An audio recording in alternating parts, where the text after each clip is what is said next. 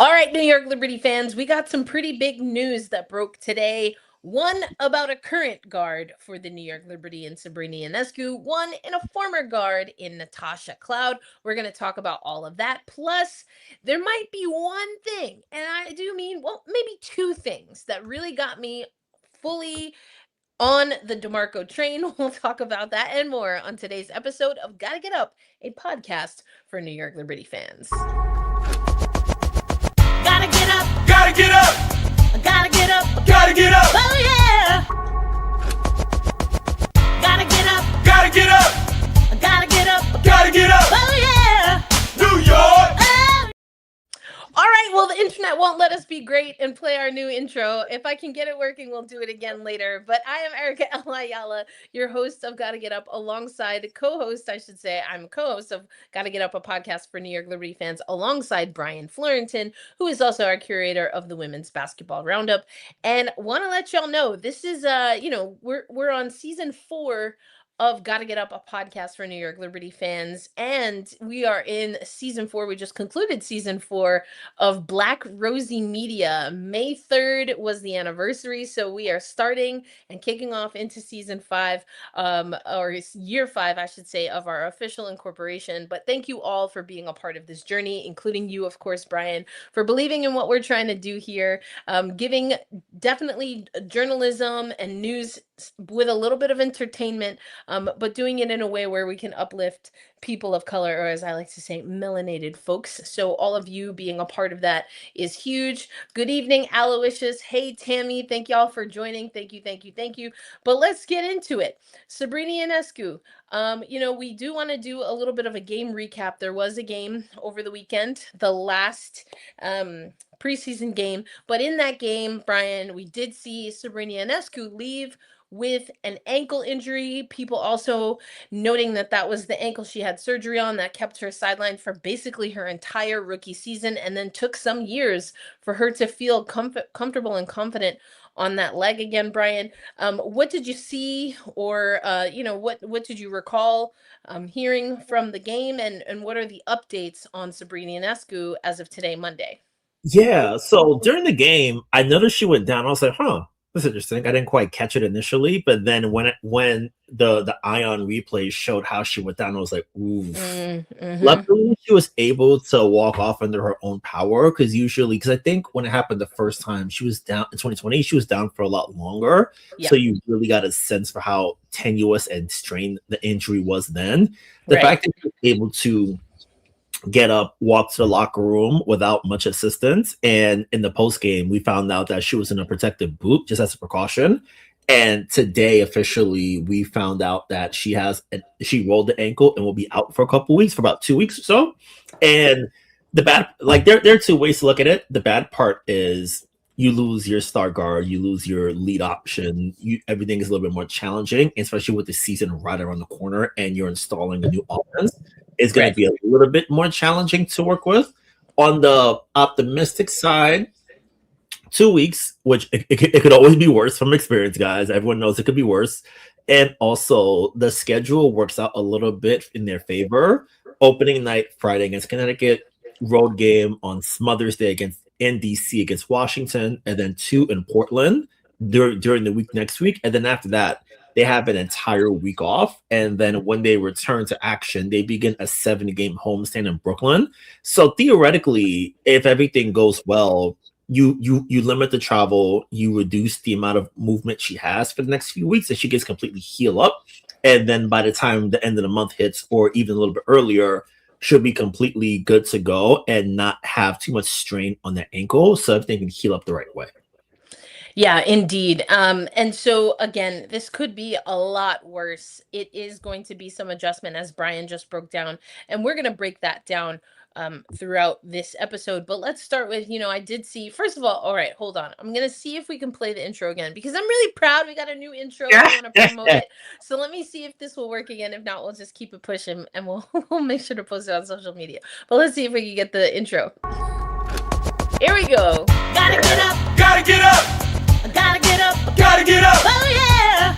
New York. Oh yeah. New York. Hey, women's basketball fans, welcome to Gotta Get Up, a podcast for New York Liberty fans brought to you by Black Rosie Media. I'm Erica L Ayala. And I'm Brian Fleurantin.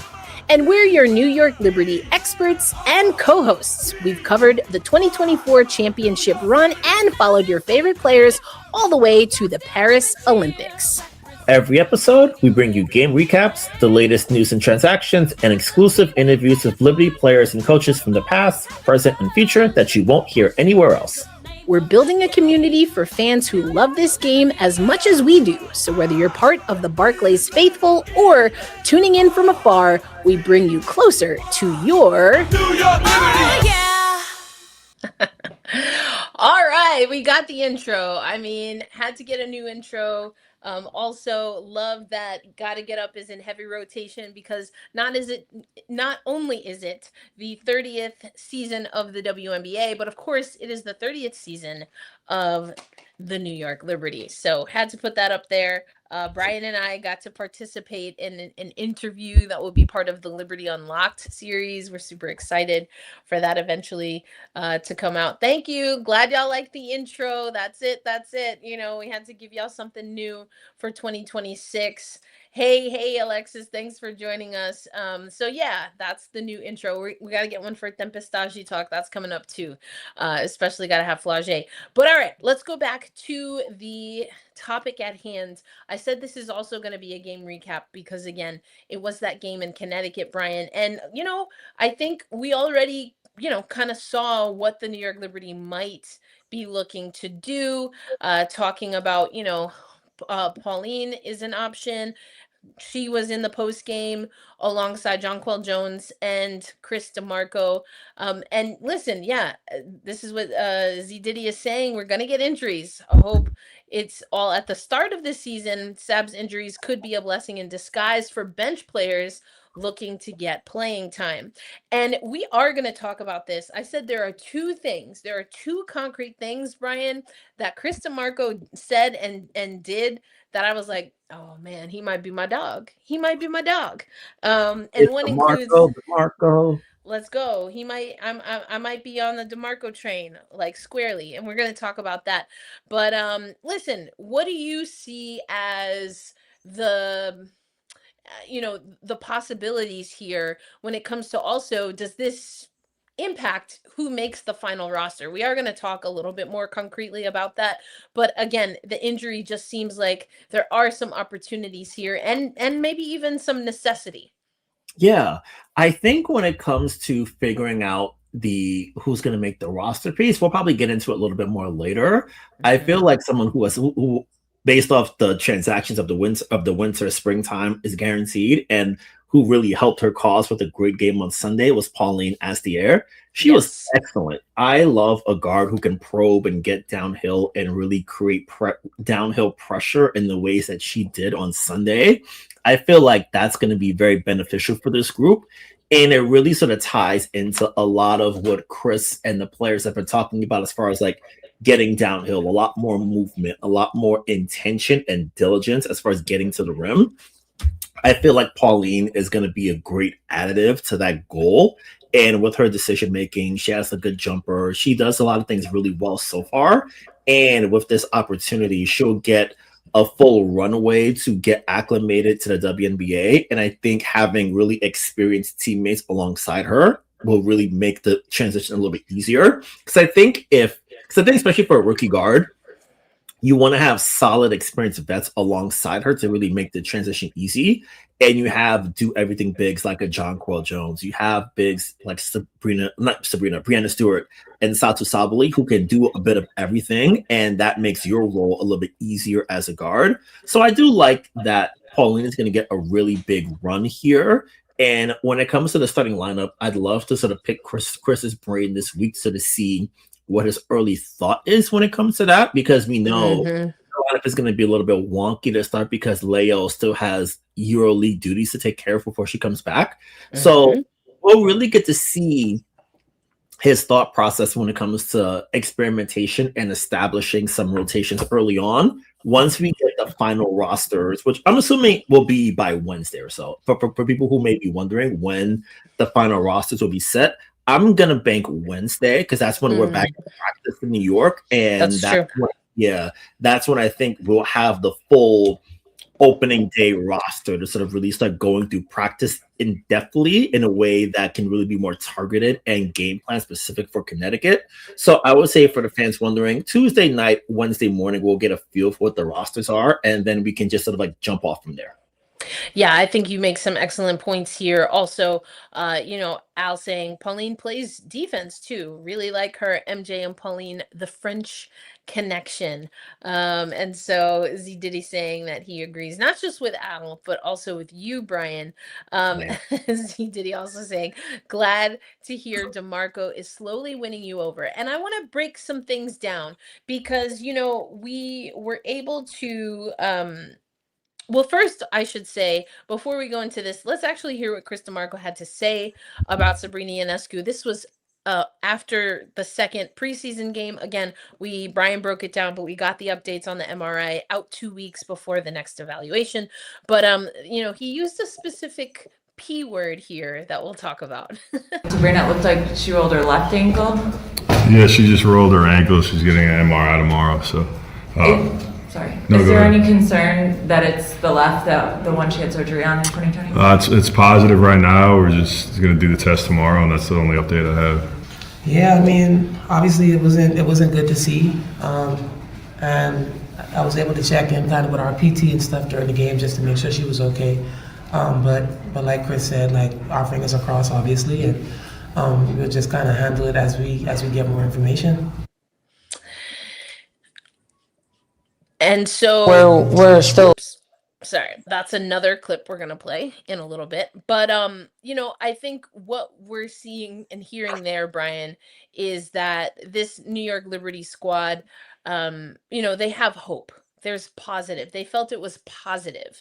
JJ also saying, yeah, of course it's scary to see a teammate go down, and just being able to check in with staff, see how Sabrina, like you said, well, what JJ said is that she was, they were able to communicate with her, like you said, precautionary boot, things of that nature. It looks like they handled the situation, and there's hope even after the game that it wasn't anything that was going to be a significant injury. So that's the good news. And the good news, as we talked about, is also that there are options.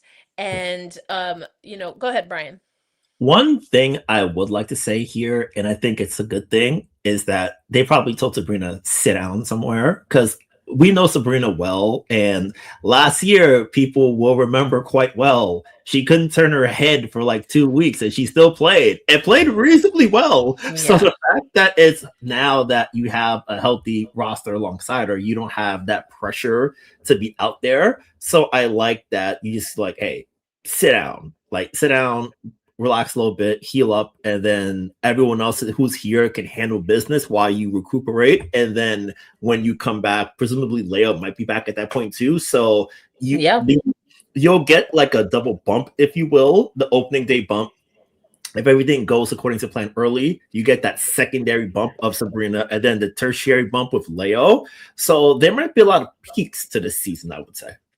Yeah, and I think that's what Al is saying, that this offense is equipped, but then also there was a comment about our good man, Jonathan Cole, from Ronnie, of course. One thing I like about JK, he will always have insurance policies. It sure feels that way. Ronnie also saying, Erica, no fear of the rookie coach nor the rookie point guard. New York got them French fries. I love it. And like I said, there are some specific things that won me over a little bit. And so the next clip, we're going to hear Stewie talking a little bit about the defense, and she's saying guard 2 with 2. And I found that, and you were in this scrum, Brian, I actually clarified what she meant by that. So we'll talk about that and we're going to start with defense, because y'all know I love defense. And then Chris DeMarco made a comment about how the offense, he's asking a lot of his players because he's asking them to think on offense as he wants them to think on defense. And I thought that was such an interesting comment. So let's hear from Stewie, and then we'll hear DeMarco talk about that after the preseason game versus Connecticut. We're still like navigating that a little bit, but basically what we're trying to do is, guard 2 with 2, making sure that people aren't out of the plays. Your focus is your primary matchup, and knowing you're going to help backside, but we don't always want to just trigger or rely on that just because then we're in a scramble for a majority of the play. So that's Stewie again talking about the defense, and she's talking about, and I again was able to clarify, guarding 2 with 2. So it's really getting to spots. What that tells me is that Chris DeMarco wants folks getting to spots, communicating, but not over helping. And that's what Stewie effectively, Brian, was able to confirm, that it's about not having to send numbers and letting the primary defender do the work, so that you can then keep, I'm kind of extending what I think Stewie said, but then you can keep the defense honest, right? You're not overcompensating in any way, and thus exposing in other areas. Yeah, one of the issues that really sort of like came to light, especially the deeper we went in the season, was that they would switch a lot, but then there'd be so much confusion. Like I think we talked about it a few weeks back. There was a game where they bungled the switch late against Minnesota, and it cost them the game. That was right there. So, and I think especially in the postseason, like they really didn't have an answer to solve certain offensive strategies from like Phoenix, especially. Now, if there's a bet, if the base defense is a little bit more organized, there's less confusion and it's more together, I would say it helps a lot.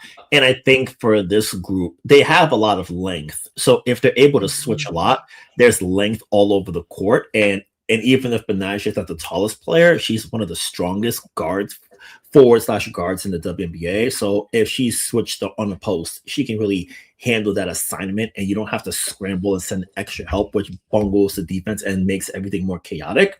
So I think for New York, we'll really get to see what it looks like starting Friday, because I'd love to see how much they switch, if at all, if it's less so like trapping, how are they really going to try to like get out in transition if that's what they want to do. So which is because that's another thing that Stewie said in those comments. She's like, anytime we can get in transition, that's what we want to be able to do. Yeah. And if that's not the option, then we have to be solid, like you said. And switching is a huge part of it. That even though she didn't directly talk about that, you're right. We've talked about that being a bugaboo for this team for a while.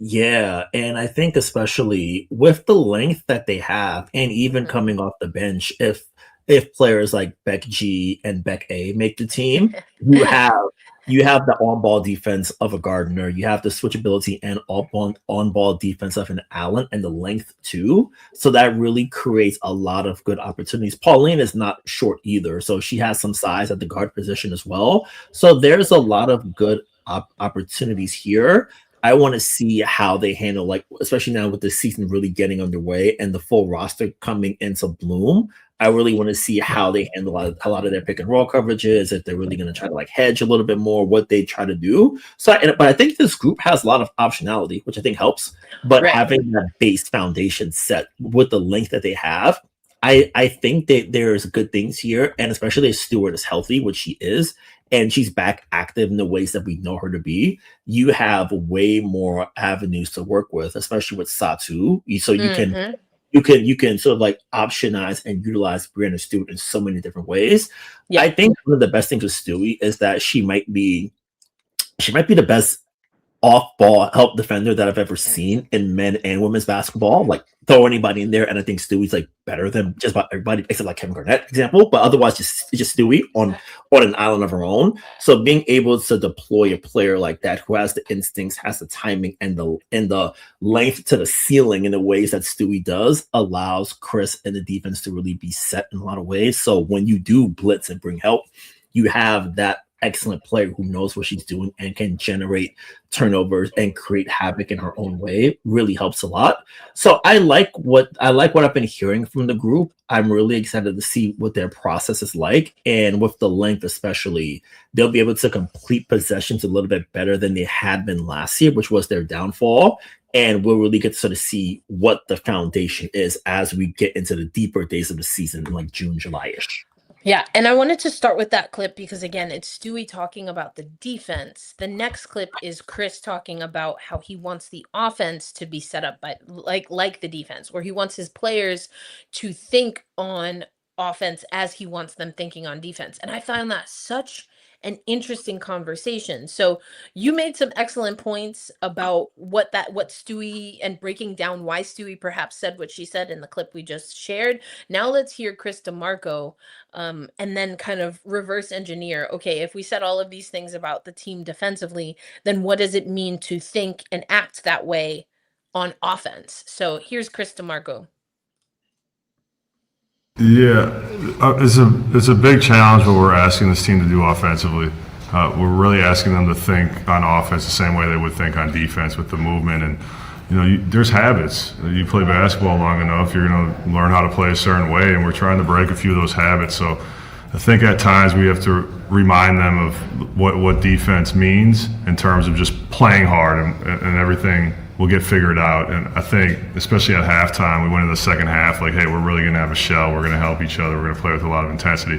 Because, again, it's super challenging to play the way we want to play offensively and to ask you to be perfect defensively. So it just takes some time, and I think the locker room understands that, and I think it's going to continue to take a little bit of time. But I'm really happy with some things we did offensively, and I really liked our defensive intensity. I found that fascinating. In theory, I love it because I love me some good defense. And he's talking about that there are habits that you have to break, right? When you want people to start thinking that way. But that's an important piece of what Chris DeMarco sees as the process. I find that endlessly fascinating, what Chris said. Brian, what do you make of this concept, and the notion that DeMarco and his staff want this New York Liberty team to think on offense as they do on the defensive side of the ball? Yeah. When I think of Chris saying that, I just think of the nebulous idea of spacing, in the sense of, everyone sort of thinks of like spacing as just 3-point shooting. And I feel like I think about it more, and the more people I talk to, like the more friends I talk to, it's like not quite like spacing is not just like jacking up threes or whatever. And I feel like that carries over to defense as well too. So I think when I think about breaking certain habits is, if I'm a big, do I just want to switch every time? How am I having to guard an open space? How do I do these kind of things? And I think especially for a player like JJ, it's a lot to cover. Having your 6'6" center have to cover so much space, especially on those pick and rolls that she had to last year. Figuring out now how to really keep her closer to the rim, where you don't have to have her switch out on the perimeter as often as she may have been in the past. It reduces the wear and tear on her, keeps that large presence at the rim just about on every possession. You limit those drives, and you sort of like force players into areas of the court where they may not necessarily want to be. Because I think for a lot of the talk about when we think of like what good offense is now is get to the rim first, 3 second, and then if you can keep your mid-range shots to a minimum. So as a defense now it's okay, if my goal is to get to the rim as much as I can, on defense my goal should be to limit as many chances at the rim as possible. So now how do you maneuver and build a defense to minimize those high value shots on the other side while forcing them into contested shots in certain areas of the court that you want? So I feel like in thinking of, and when I hear Chris say, I want you to think on defense the way you would on offense, it's okay, the inverse of we want to get those high value shots, that we want to limit those high value shots on the other side. So that comes with forcing, maybe playing a little bit more drops, of like allowing those mid-range jumpers because you have the length to contest.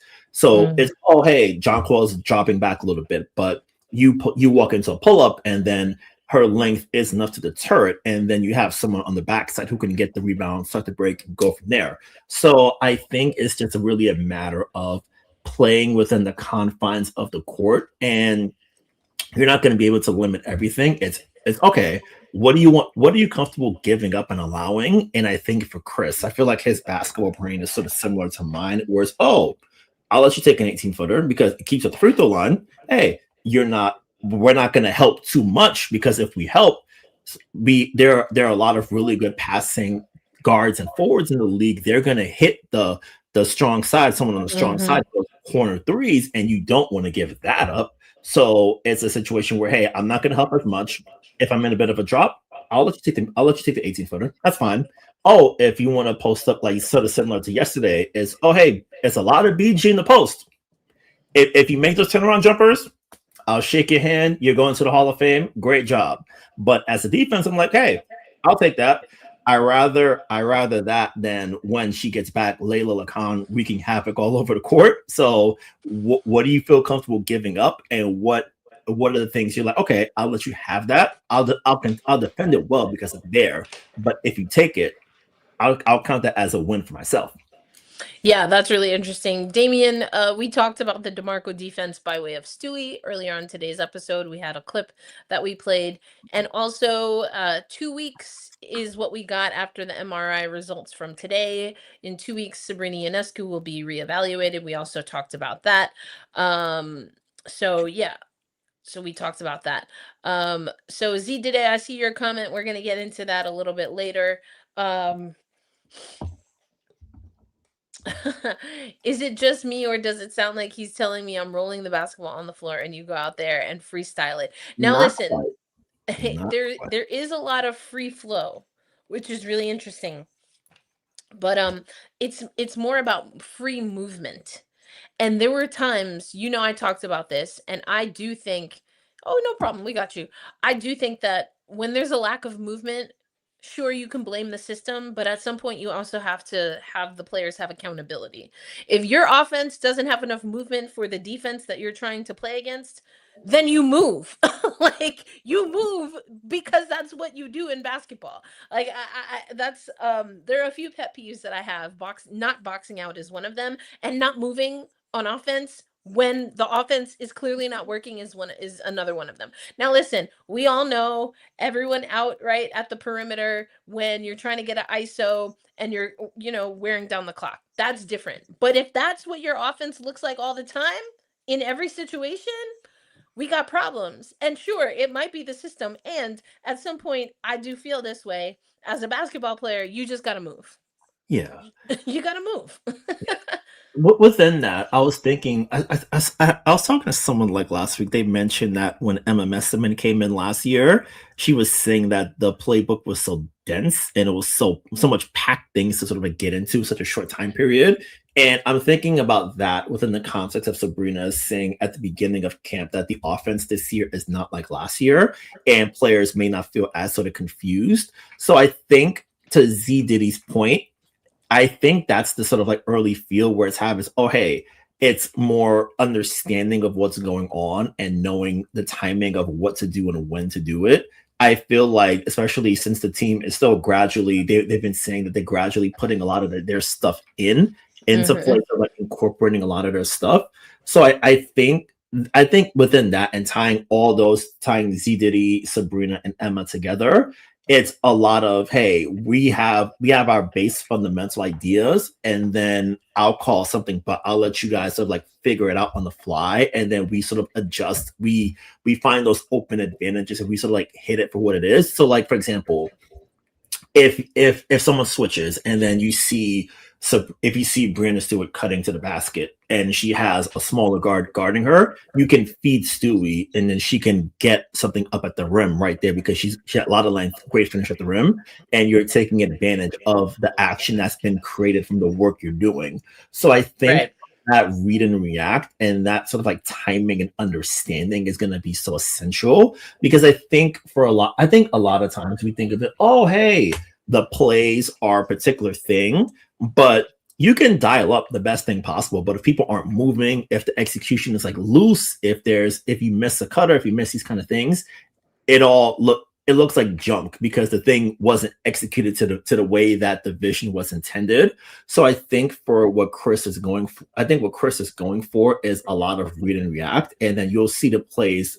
You'll sort of see some things that are a base of his, whereas we'll do an entry pass into the wing, and then we'll do handoffs, and then things flow from there. So you have the early ideas coming into play, and within that comes we have this fundamental idea. Now it's not going to be scripted perfectly, So you see it. I trust your vision and your thought process. We have our fundamental idea of, hey, we want to get a lot of really good shots at the rim as possible. We don't want to just rush early 3 attempts. We really want to be more diligent about getting to the free throw line, getting contact and things like that. So having that as a fundamental idea allows everything else to sort of flow into action a little bit more easily, because you have the base idea of, hey, I want to get high value shots at the rim. I want to get a lot of open shots. If you get open threes, perfect. We got what we needed. And then everything just sort of like blooms from there. Yeah, 100%. I just want to clarify some things. From what we're hearing, it is not severe. Not severe. 2 weeks is usually considered not severe. And I just want to emphasize that, because that's the reporting that we've been seeing. 2 weeks, and then will be reevaluated, at least as of right now. We also played the clip earlier where Chris DeMarco said that, they feel it's positive, or, positive as in it's not anything that will have her out for an extended period of time. Sabrina didn't do anything in the preseason anyways, won't be as big a loss as people think. I got to disagree with you, Hazy Hayes, here. I got to disagree with you. And this is because, so before the clip that went semi-viral about me asking Jonathan Kolb about Natasha Cloud, and we broke this down on last episode. Brian, you were in the room, so I asked specifically about the backcourt, knowing that since 2020, when Sabrina Ionescu was drafted, the New York Liberty really have been trying to figure out the right backcourt pairing, Sabrina and whoever else, to figure out then what role Sabrina is going to play. And he talked about the 2024 season, where Sab and Stewie were on the ball. Or Sab and Stewie, we're expecting, will be on the ball in this movement in the offense that basically equals movement for all of the things that we talked about. But Jonathan Kolb broke this down. Roughly 30 points, roughly 24 points per 100 possessions. And also talking about Satu Sabali is 37% higher on catch and shoot than the average player in that 2024 season. So what he wants is Sabrina on the ball. We also know Chris DeMarco wants Stewie on the ball, because she talked about leadership, and that the offense, even though it's fluid, right, there's a lot of read and react, that this is what Stewie said, she expects that she and Sab will be on the ball and directing traffic effectively. Yep. So without Sabrina, that does mean that in a system that was built for Sab and Stewie to have the ball in their hands, and there's no Leo yet, even though Stewie said to us, right, she thinks that the system is going to, there's a lot that Leo is going to have to pick up on, and that it will be a system that she can pick up on and will likely thrive in. And we've talked about that as well. But now there's no Sab, so that means Stewie is on the ball. And Stewie is one of my MVP frontrunners, because remember, she dropped 16 points and grabbed 5 rebounds in less than 12 minutes in the first preseason game. Now, she didn't put up those numbers in preseason game number 2, nor do I think she had to, right? But just that Stewie can go out there and get 16 in less than 12. She's coming off of 2 championships, and she's looking like she's in mid-stride. That's great. And if there's more attention while the offense is doing everything that you said they're going to have to do, which is get used to it, including that they're going to fudge it up every once in a while, that means that it's Stewie now bearing the brunt of that, because there is no Sabrina. Now, who takes that over? We already see in the comments, and you've talked about it. Is it Pauline? We're going to hear the next clip, which makes me, want to be on Team DeMarco, when he talked about MJ. And there was a really, and I do think, fair but interestingly worded question about Marine Johannes, and DeMarco cleaned that up real quick. So we're going to play that clip in a minute. But I think that if the option, let me just ask it this way to you, Brian, because I see some of the, and we'll get to some of the comments in the chat. Does this have a more challenging impact on Stewie outright? Is it a more positive thing for Stewie outright? And is there enough, whether it's Pauline or otherwise, to help fill this motion forward offense without having to overwork Stewie early? Sure. I'll see if I can tackle it in segments. I think to the question of do they have enough to offset Sabrina's absence? I think yes. I think having forwards who can handle and create in the ways that Stewart, Sabali, and especially now Laney-Hamilton can do is such a valuable benefit. I think having that really gives them you have that secondary ball handler in Benaisha who can help out and bring the ball up and initiate offense. We saw in preseason Beck G initiating offense. So they have options. We'll get to that in a minute, Aveline. Don't worry. They have options that are valuable and can keep things going. So I feel that they'll be able to withstand her absence and not push to get her back in early. And a little bit more on Stewie. I'm stealing this from Andrew Hobner of No Cap Space. So this is his idea, but it's sprung into my mind.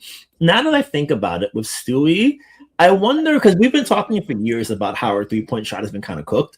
And I wonder now, in an environment where she'll have more room to operate with, will there be a situation where she's getting easier shots in this system? And if things are a little bit easier, is that going to be enough to get her from, let's say, 23% three-point shooting up to like 35, 36? Because if she is able to do that, that's an MVP caliber player right there. Like I would happily put her in my top two in the MVP ballot if it came down to it. So I think what I really want to see, especially with Stewie, how Chris is able to get those easy perimeter shots for her, because we've seen like for the 2 threes she hit against Indiana, they came in transition, which is great, and she got easy wing jumpers, which is really beneficial. But when we see how much gravity she's able to create by cutting timely to the rim, doing those things really well, we're really able to see the bloom of the offense come into focus for her. So I wonder now how Chris is going to be able to, if she even does take that many 3-point shots, honestly, because if you're bad at it, like the analytics of it are, hey, if it's a bad shot for you, you shouldn't take that. So if you are really a mid-range killer and that's your shot and you're bad in this area, you take the shots that best fit your profile. So I'm really excited to sort of see what her offense looks like, especially early, with her handling a little bit more, having more playmaking responsibilities, which she is adept at doing. So it's an exciting sort of like puzzle to solve. And I'm really interested to sort of dig in to see the quality of the 3-point shots she gets, how many open threes she gets compared to previous seasons, and if the level of openness and increased space and greater threats on the court where teams may not be able to sort of like dig in and help when she has a ball in the perimeter, how that makes her game look. So it's a lot to dig into. And even down a big star in Sabrina, there's still a lot of exciting avenues and buttons to push for this team. So I'm excited to sort of lock into it a little bit more. Yeah, and we're definitely going to do that. But first, let's get into our halftime segment, which is more widespread, although it does have some New York Liberty adjacent energy. Natasha Cloud signs in Chicago. Man, listen, Chicago getting away with murder as far as I'm concerned. Ain't no way an organization that's still got a lot of things to worry about. Now, listen, we talked about this on the We Need to Talk podcast, and I said, listen, apparently they're still sharing locker rooms with Wendy or whoever Beck Allen said was in that locker room with her. I just don't understand how they're able to get big free agents. Skylar Diggins, big time ticket free agent. Then you get Tosh Cloud. Now, it did mean that we had to wait Haley Van Lith. But shortly after we got that, same date. Chicago signed Natasha Cloud. Natasha is one of the best passers and defenders in our league. General manager Jeff Paglioga. I always say his name right. Jeff P. There you go. I'm gonna get his name right one of these days. She fits in with the other proven winners on our roster. Now, this is where things get really interesting regarding the roster. But one last thing I want to post up here. Shout out to Roberta Rodriguez of Black Rosie Media. Breaking it down, Natasha Cloud's deal with the Chicago Sky is a 1-year deal, $550,000 contract per her agent Fabio Haddadin. So there you go. Those are the deets. But what I find really interesting is that, was GM Courtney Vandersloot. I mean, I had to. It was right there. Was GM Courtney Vandersloot in on this conversation? Because now you have 3 veterans, all of whom can play the point guard position on this Chicago roster. Now, the whole point, we talked about it on this very program. The whole point of Courtney Vandersloot moving from New York to wherever she was going to go that offseason was that she wanted to be valued. She wanted to be a place where she could be valued. And that value, what we talked about, Brian, was that she was still a starting point guard. Now you have Skylar Diggins, Natasha Cloud, and Courtney Vandersloot all on the same team. Riddle me this, Brian. Yeah, yep. Who comes off the bench? Because I don't see all 3 of them starting. None of the 3 of them. Tosh probably gives you the most, but they don't play a big game. They're not a long point guard like we see some other players. Yeah.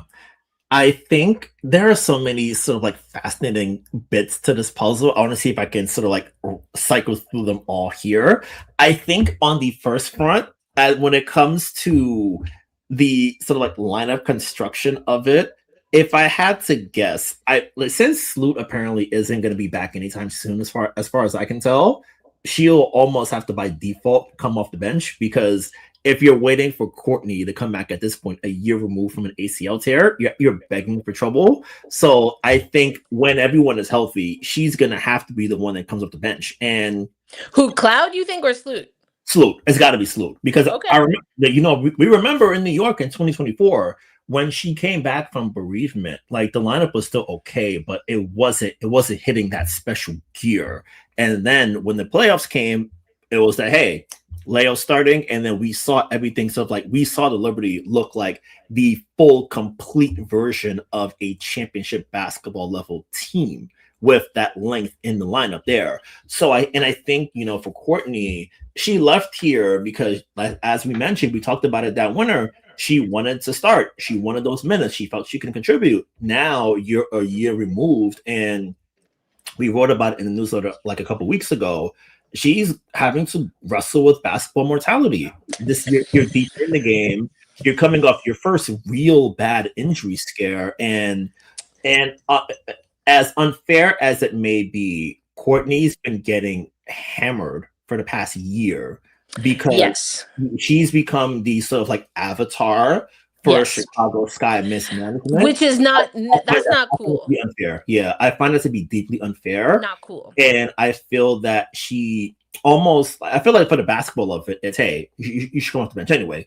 You were last effective coming off the bench. You still can contribute, but if I'm asking you to play 35 minutes a game, my team's not going anywhere. So that part is set. For the Tosh Cloud of it, I find it interesting, because even I'll get to the on-court part next. I feel like I want to stay to a point you mentioned about players going to Chicago. I wonder now, and Erica, I wonder what you think of this too. How much, I guess now with the new CBA comes a lot more money for everybody. And I think the fundamental question a lot of us have to ask when we get jobs is, how much do I want to get paid to deal with a place that I find annoying? And I feel like the Sky organization has been, as long as the Sky organization has been around, they've been annoying people of various stripes. You can ask Sylvia Fowles about that.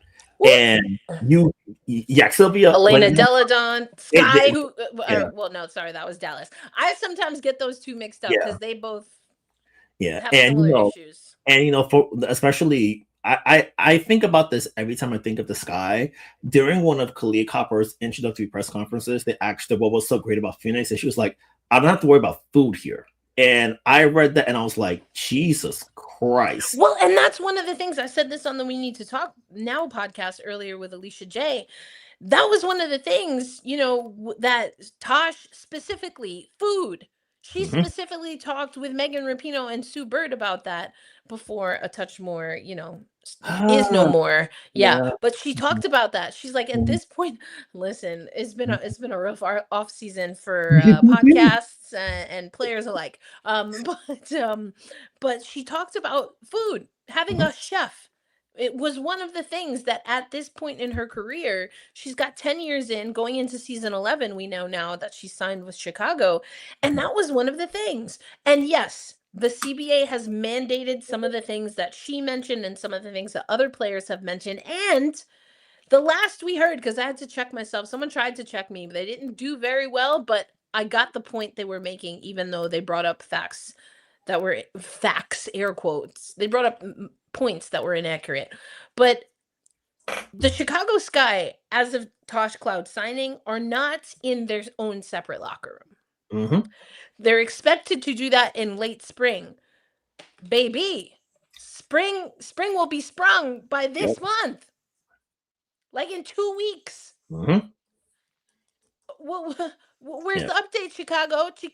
Where we at? What's going on? So listen, there's a very real, and the 1 year is important here. The 1 year, 550,000. Is that enough for 1 year to maybe go with a contender? Also, to get reps with other veterans and put to bed any of the nonsense, because some of it was just flat out nonsense that happened when she was unsigned. Is that enough? That's obviously a question for Tosh Cloud, and I hope that we do get to hear about her thought process. She doesn't owe us that, and I'm just going to say I'm curious. I would love to know. I would love to know. I'm open to that. And it's her business. So I'm hoping that she reconciled what were the key things for her, what was realistic or even desirable this late in the game with going to Chicago. And I hope, I said this on We Need to Talk Now, I hope there were conversations had. I know I made the joke about GM Courtney Vandersloot, but like, come on. There was such hoopla made. And this is where I do think that, like you said, Courtney Vandersloot caught a lot of shade she did not deserve and has become the face of now an organization that we know has been with a chipped, rocky, uneven foundation for years. For years. There are players that are now retired that have left the Chicago Sky organization for, the bunana that they do or don't do, for that matter. And so it's just all of the influx of money, them getting these veterans. I love this for Sky Diggins. I love this for Tosh Cloud. And I have questions. I have a lot of questions. Yeah. And I want to see if I can tie that PC mention to the on-court of it. I think we've had this in the WNBA before, and I think we're going to see a lot more of it now, especially Kathy. Listen, Kathy with those comments. We'll get back to Kathy one day. And one thing I'm thinking about with your comments earlier and sort of tied to the on-court, we've seen it in the WNBA before, but now that there's more money on the line, it's going to become more pronounced. The concept of a prove-it year, if you're a player, if you play well, even in a rocky situation, you're going to be like, oh, if I ball out here, now I can really cash out the next time around. And right, exactly. I think for Tasha in particular, now that she seemingly has locked in representation this time, like she didn't handle it the way that she did during the actual meat of free agency, where she changed agents twice reportedly. Now that you have someone locked in, you've got your money, you're getting a trip, your pay is almost 3 times what it was last year. Now you're in a situation where if you play well, you can really cash out next time around. And I think the challenge, especially for Tosh and the Sky, is we've been talking about spacing for the Liberty for a good while. Chicago's is really challenging because if you look at their backcourt, it's presuming Cloud and Diggins start together. You have 2 players who really aren't the greatest jump shooters. Like Skylar's a great player, but as we saw in 24 and 25 in Seattle, if Skylar is your lead perimeter scoring option, you're begging for a lot of trouble. It's really hard. Like, for as great as Skylar is, having Skylar be your perimeter scorer, I think is troublesome and asks a lot of her. So thinking of how does Tyler Marsh really make that work? And it's, oh, hey, Tasha's going to handle and initiate the offense. And it's, oh, hey, Sky, you're going to play up the ball, that kind of thing. I'm really curious to see how that looks. And for Tosh too, one of the things that came with why I think Kobe wanted to upgrade the roster, and we were there in the room, like we were there, Lucas asked about it in September, it's, oh, hey, what's the right mix with Sabrina? And in left unsaid, but left unsaid at the same time is, hey, the point guard, they can play off of her. You can take as many jumpers as you want, and we know you're not scared, so you're gonna shoot, and it's, oh, hey, that's not your strength. And I think especially now when it comes to understanding what offense is and getting the best shot on offense, it's how is my point guard, who is not the great, who's not a plus shooter from the perimeter, and who really is excellent at getting downhill. How am I going to get a lot of that in my offense when Camila Cardoso is best set at the basket? She's great in the posted area. Rickea Jackson is really mid-range and in. She can shoot from three, but she's not the greatest at it. Skylar, not the greatest three-point shooter herself. So how am I going to make a good offense when it's so cramped? If that makes sense, it's gonna be really hard to generate offense for the Sky. And I'll have to look at Chicago's full roster when we get out of here and when the season breaks officially. But I look at the early idea and I'm like, scoring is gonna be really hard for that group. It's gonna be really tight, and you're really gonna have a lot of contested shots at the rim and taking mid-range jumpers that you may not necessarily want as an offense. And for Tyler, who is really big about trying to make the most out of space on offense, like, if you listen to interviews with him, like he rightfully, I would say, understands the importance of getting space and getting those clean looks every time down. This roster makes it really challenging, and you have guards who are going to need the ball in their hands. And then when Courtney comes back in, the interpersonal dynamic of, hey, you are a franchise icon here, but you are our third guard. How are you to handle that? Because last time in New York, she handled it, but damn, it was hard. And I remember in that game one against Atlanta in 2024, we kept asking Courtney, hey, what's it like to be benched? You're on the bench. You're sitting on the bench. How does it feel to be on the bench? You got pissed. And I'm like, yeah, you're right. Like people kept asking you the same damn question, and you got mad. And I feel like that's gonna happen again for her. And now you're not in the context of, I'm competing for a championship. I gotta swallow this for like a month. Now I gotta deal with this for 7 months, and everyone's pinning a lot of stuff on me. Now I'm the bad guy for a lot of people, even though I didn't do anything for it. And Tammy, your point is where I'm thinking too. I'm seeing shades of Storm 2025 3-point problem. Yeah, offense is going to be really hard to come by for that group. And I guess if Tosh is able to really sort of like play above her career norms in the sense of it's, oh, hey, you've been 33% at most, like 34% throughout your career in 3-point shooting. Now it's, and Dejanay's not even healthy yet. Like Dejanay, yeah. It's interesting because I do think Rachel Banham wants to play a different role with this Chicago Sky team. She alluded to it last year. Now, we'll have to see. We'll have to see what that looks like. And, I was in Chicago right around All-Star. Who did they play right before All-Star? I'm forgetting right now. But, the conversation, Rachel Banham was like, I want to play more. I want to be able to show what I can do.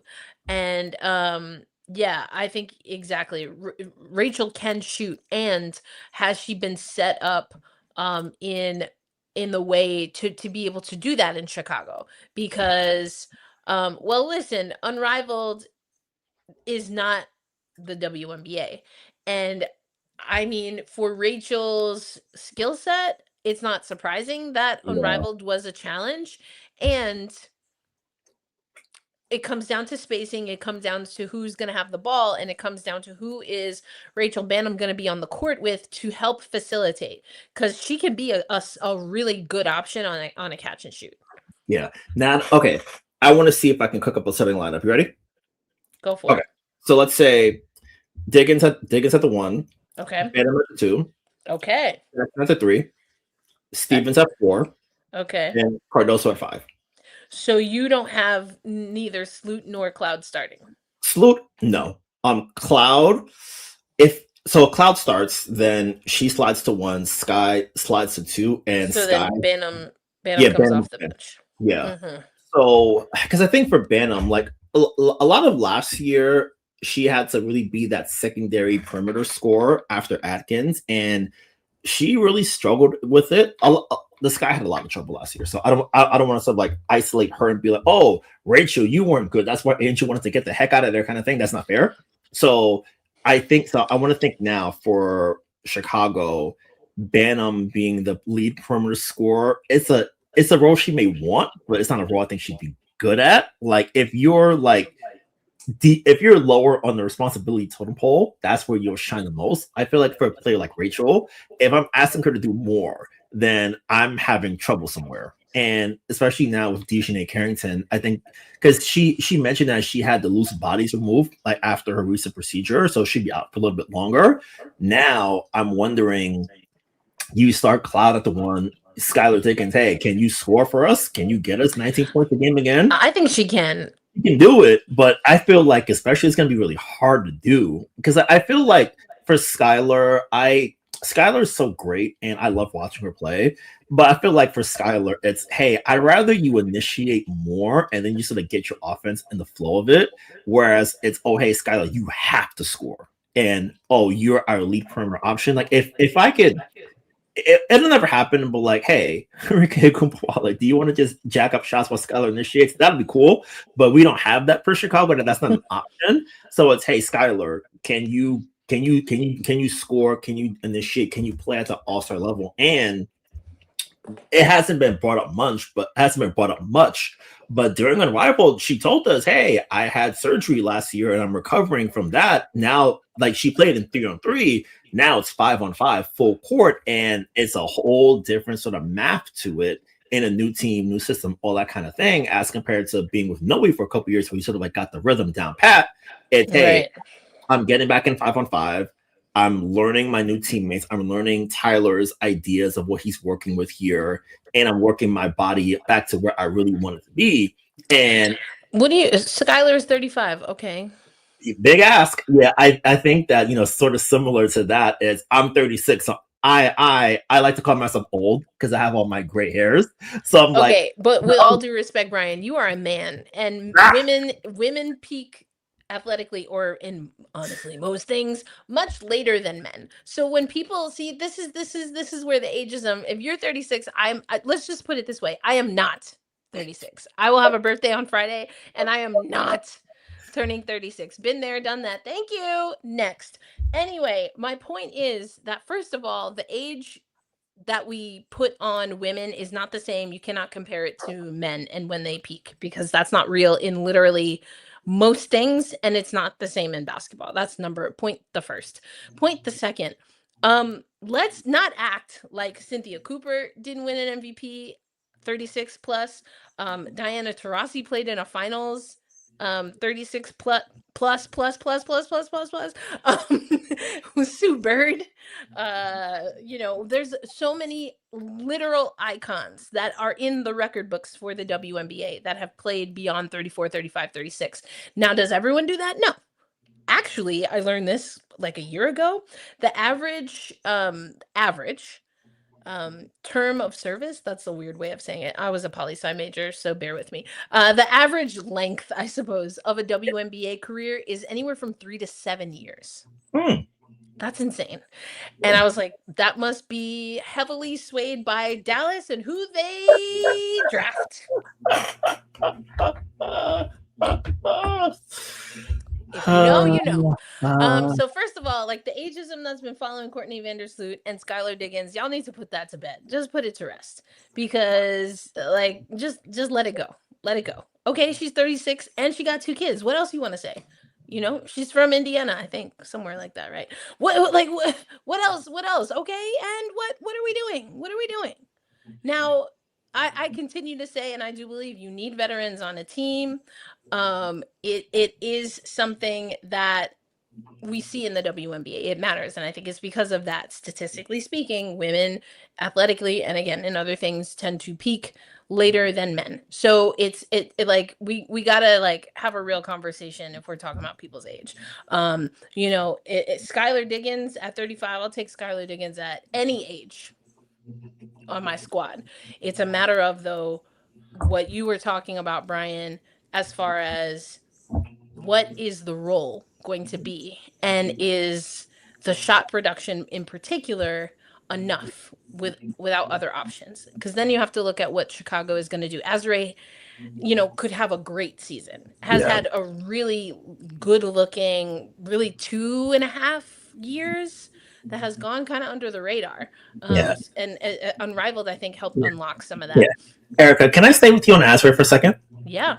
What do you think is, because I always wonder for players who, especially in Azuré's role, like Sloot, kind of put it out there where it's, oh, hey, we expect a lot of you because you're getting a lot this year. Mm-hmm. I always wonder for players who have been sort of like lower on the responsibility chart, now that you really jump the scale, especially in a season where a lot of eyes are on the Sky based on how they've been operating the past couple of years, how do you think a player like that can really sort of navigate that balance of sort of like adjusting to their new role while not letting the pressure of the new role consume them? Well, I think that's where people like Courtney Vandersloot, she was joking. First of all, in case it was not clear, it was tongue-in-cheek, her joking about Azurá. She's like, and it was more of, yeah, we got all this money and Azuré's benefiting from it, so there's an expectation, period, point blank.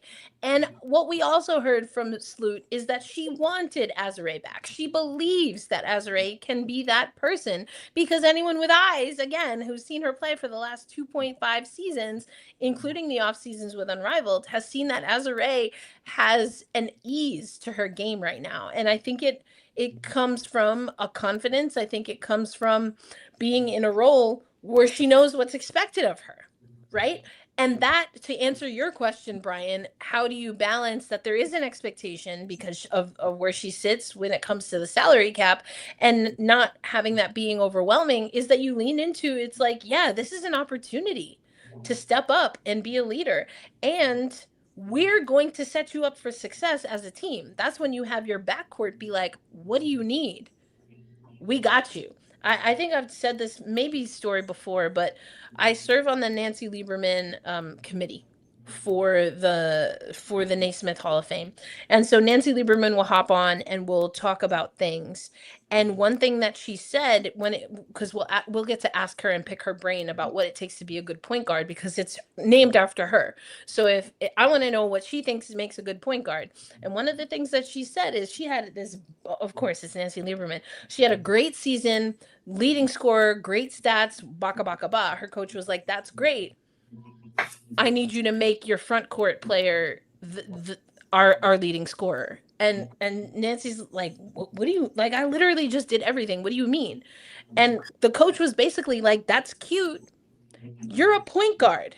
Your job is to make sure everyone else gets their personal best. Everybody else has their that is the role.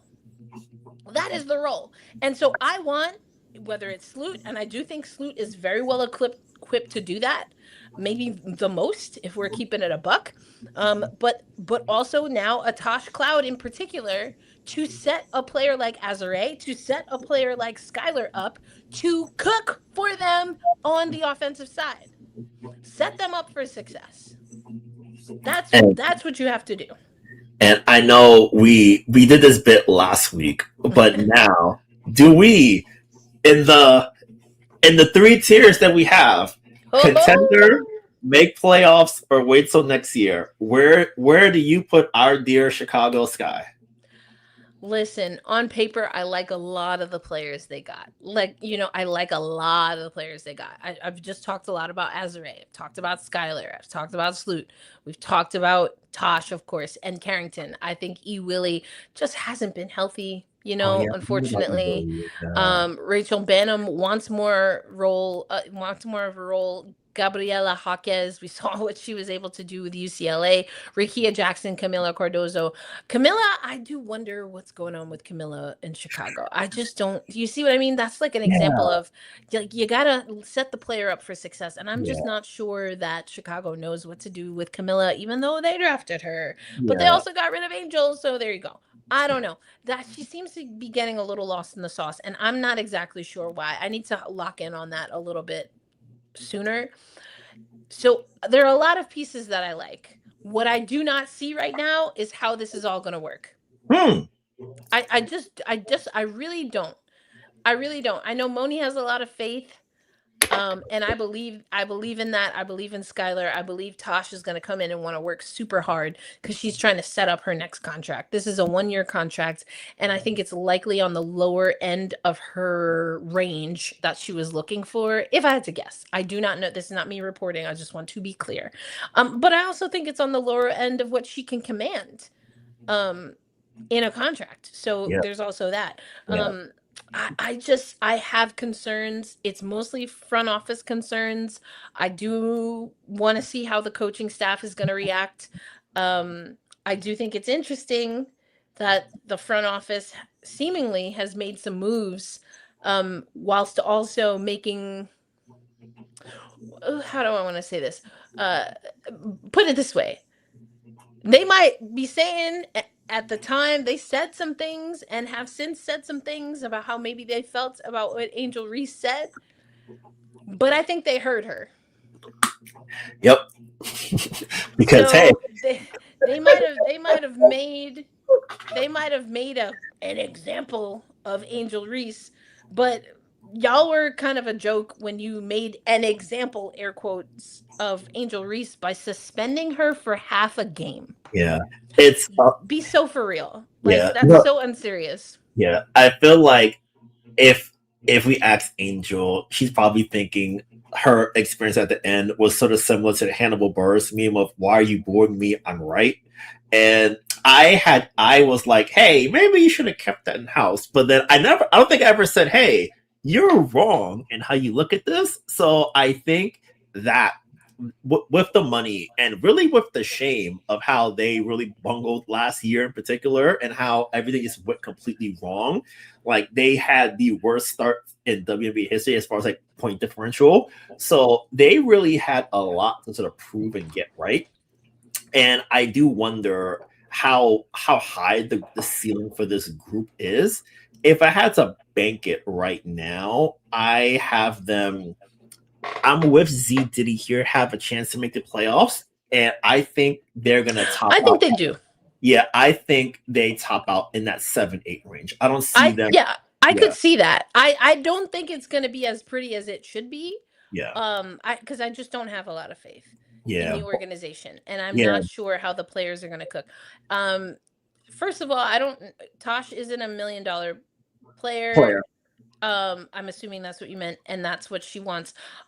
Tosh Cloud has refuted anything that has said specific numbers, so I don't know. I'll put it this way: I haven't heard Tosh Cloud say that that's what she wanted. So can't call it. Call it, and also it's not 500,000. It's 550,000. Thank you very much. Yeah. Thank you very much. Hey. We got it from the source. We got it from our trusted source. 555. I even got it messed up. 555. There you go.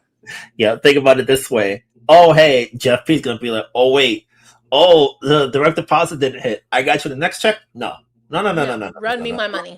Run it right on time. Run it right on time, Jeffrey. Right on time. Be like, well, did your check clear? Okay, well then run me that.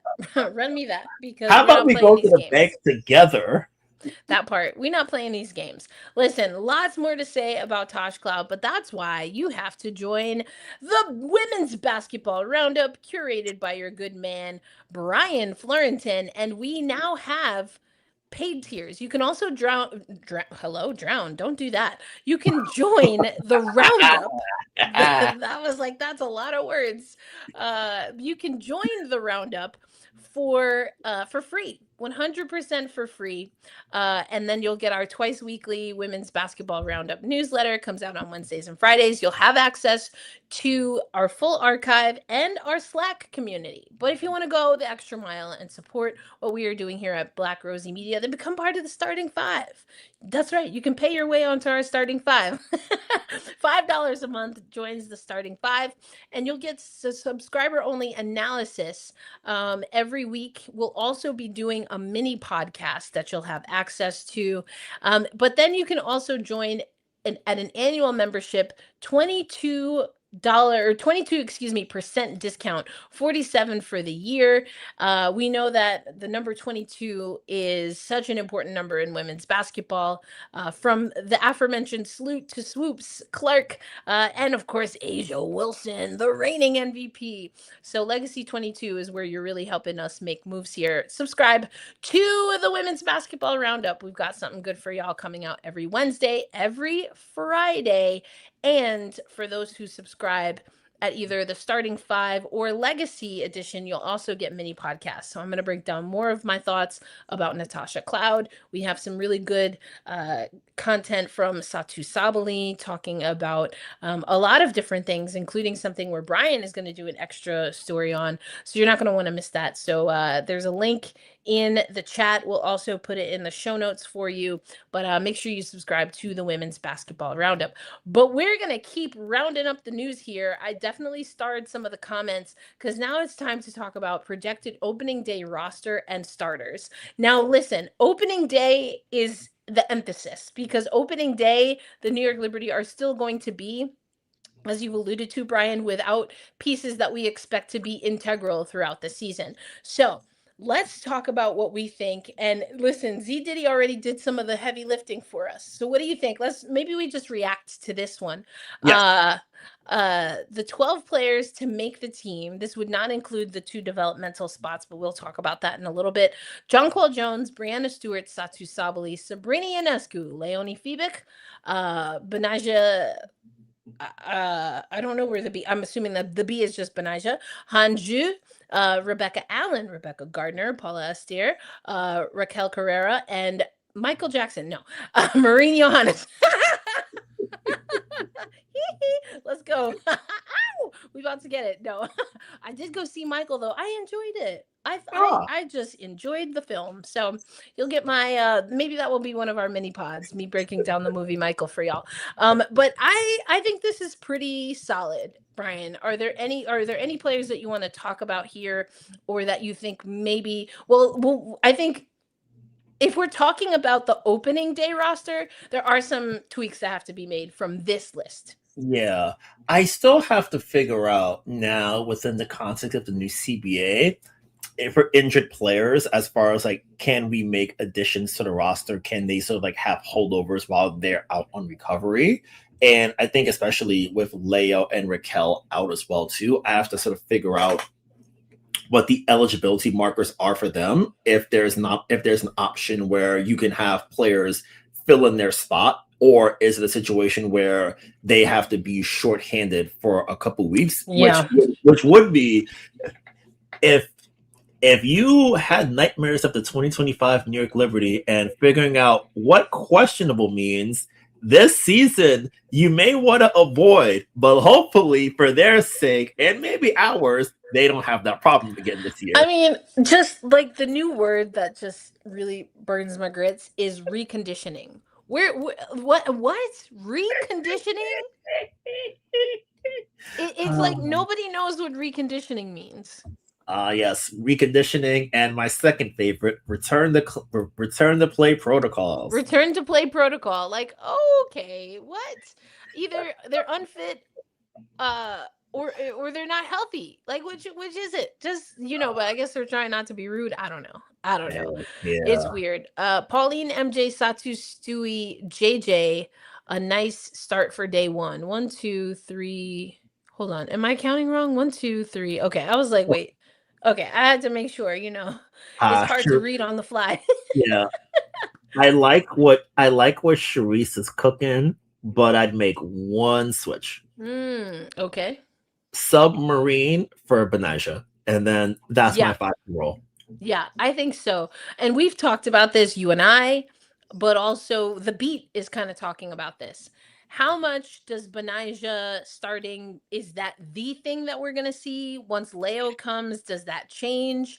I'm of the opinion that the New York Liberty at some point will really be forced to figure out who comes off the bench between Leo and Benaja. And I do think it's predicated on a few things. We know to start, it's going to be Benaja.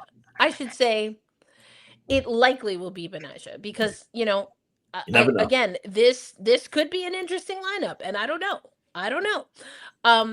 But I think it's Benaja, especially to give that energy on the defensive side. But we have seen Benaja, at least when we've been able to watch some practices, maybe be moving at a little bit less than 100% at times. So she's not officially in reconditioning, but we do know that Benaja Laney-Hamilton has been banged up, right? Coming off of a year that she missed because of surgery. And then there's Leo. And you wrote about Leo for Black Rosie Media, and just like a mental, I think more so it started as a mental exhaustion, and then Leo got banged up, right? Physically. I think that the New York Liberty are going to be mindful of that. And so, yes, starting Benaja instead of having her come off the bench, I think that is what we're going to see early on, because Benaja's in the top tier of salaried players right now. So I do think that's going to be interesting to see. And my gut is telling me that Benaja at that clip, especially now with Sabrina's injury, is not going to withstand or maybe be the best option for the New York Liberty to play that many minutes, that many hard minutes. And I do think that we'll see eventually, whether it's immediately when Leo comes back or, maybe on the other side of All-Star, I do think that we're going to see Leo transition into that starting role. That's my gut feeling right now. Yeah, I think so. And I think sort of to tie back to the first quarter, I think having Leo in the starting 5, conditions sound like you're not ready yet. I mean, hey, look, we had to run, and I was like, damn, I haven't been to the gym in a while. I need to recondition and get my right, yeah, I know, but I know I need to recondition. Yeah. You know what I'm saying? Like, that's not news to me. I know I need to recondition, I was like, I haven't been to the gym in a month, but luckily, it's where the mind knows, oh, hey, I know, I remember how to run. It took the old car a little bit of time to warm up and get it going. Well, yeah, it's not for me, it wasn't the running part. It's that I had to remind myself how to breathe or how to stop. And Super had said that once. She's like, it's not that I can't run. She's like, I just can't stop like I used to be able to. And that's real. Yeah. Anyone with lower body issues, that's very real. Because you stop and it's like, right. Or you stop and you're worried that the brake pads, they don't have enough. They don't have enough on them. DD Richards has been injured. Yeah. Didi, for folks who haven't seen, Didi she's been in camp, but she has the boot on her foot and she's using the scooter. She suffered a leg injury. We don't know what it is. As we say in hockey, lower body. A lower body injury, and we haven't had a chance to talk to her, but she has been in camp, sort of like engaging with her teammates, sort of like soaking up game. So even though she's not present on the court, she's still a presence with the team, which is good. Like, Didi's a fan favorite. Didi's great vibe. So having her around is a nice +1 for everything, but she has not been cut. And I guess it's sort of like, tie back. I'm thinking with Leo in the starting 5, it's the dream vision of 2024. Just to look, I guess, let me see. Yeah, 2024, but with more length, with Satu in the starting 5 as well too. So you have 6'6", 6'4", 6'4", 3, and then 6 foot Sabrina at the guard. So you have size, length, athleticism, all those plus attributes that Cole loves, and I think really really sort of helps you withstand any matchup in the WNBA as we grow into the future. Having that helps. And then Benaisha as a 6th woman, she can come in if someone gets in foul trouble. Oh hey, still we has 2 fouls. Satu slide up, Leo slide up, Benaisha slide in there. Oh, we want to have a little bit more of a defensive punch. Oh, I'll sub Sabrina out. Benaisha, you take the on ball. Leo, you handle everything else. And then my big 3 in the front court, y'all got it. So I think for having Benaisha off the bench, you have that scoring punch, which I think is so valuable, and having that change of pace and having that player who can get like that player who can go and get it, who can initiate the offense, who can do things really well. Right. And I think also having that guard off the bench, and I think especially once everybody's back, it's a little bit less pressure on Marine. Pauline doesn't have to put too much on her shoulders when she comes in, because you have that option in Benaisha who can cook and make things work in that regard. So there's a lot of good options that Chris can work with here.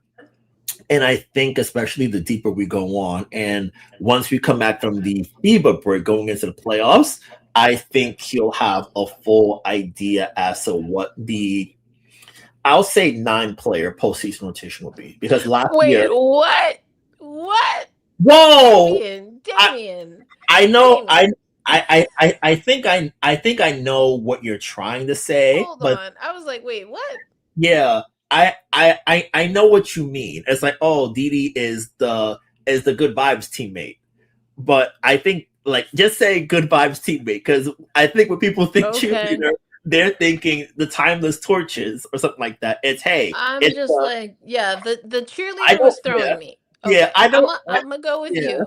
Yeah, I'm like, okay. Me and you, dog. I feel like I smell what you're cooking, dog. But change your one word. Hold on. Okay. Now we didn't talk about this, but because you know what? I actually did ask for clarification on this with Chris, and so I was trying to understand: are these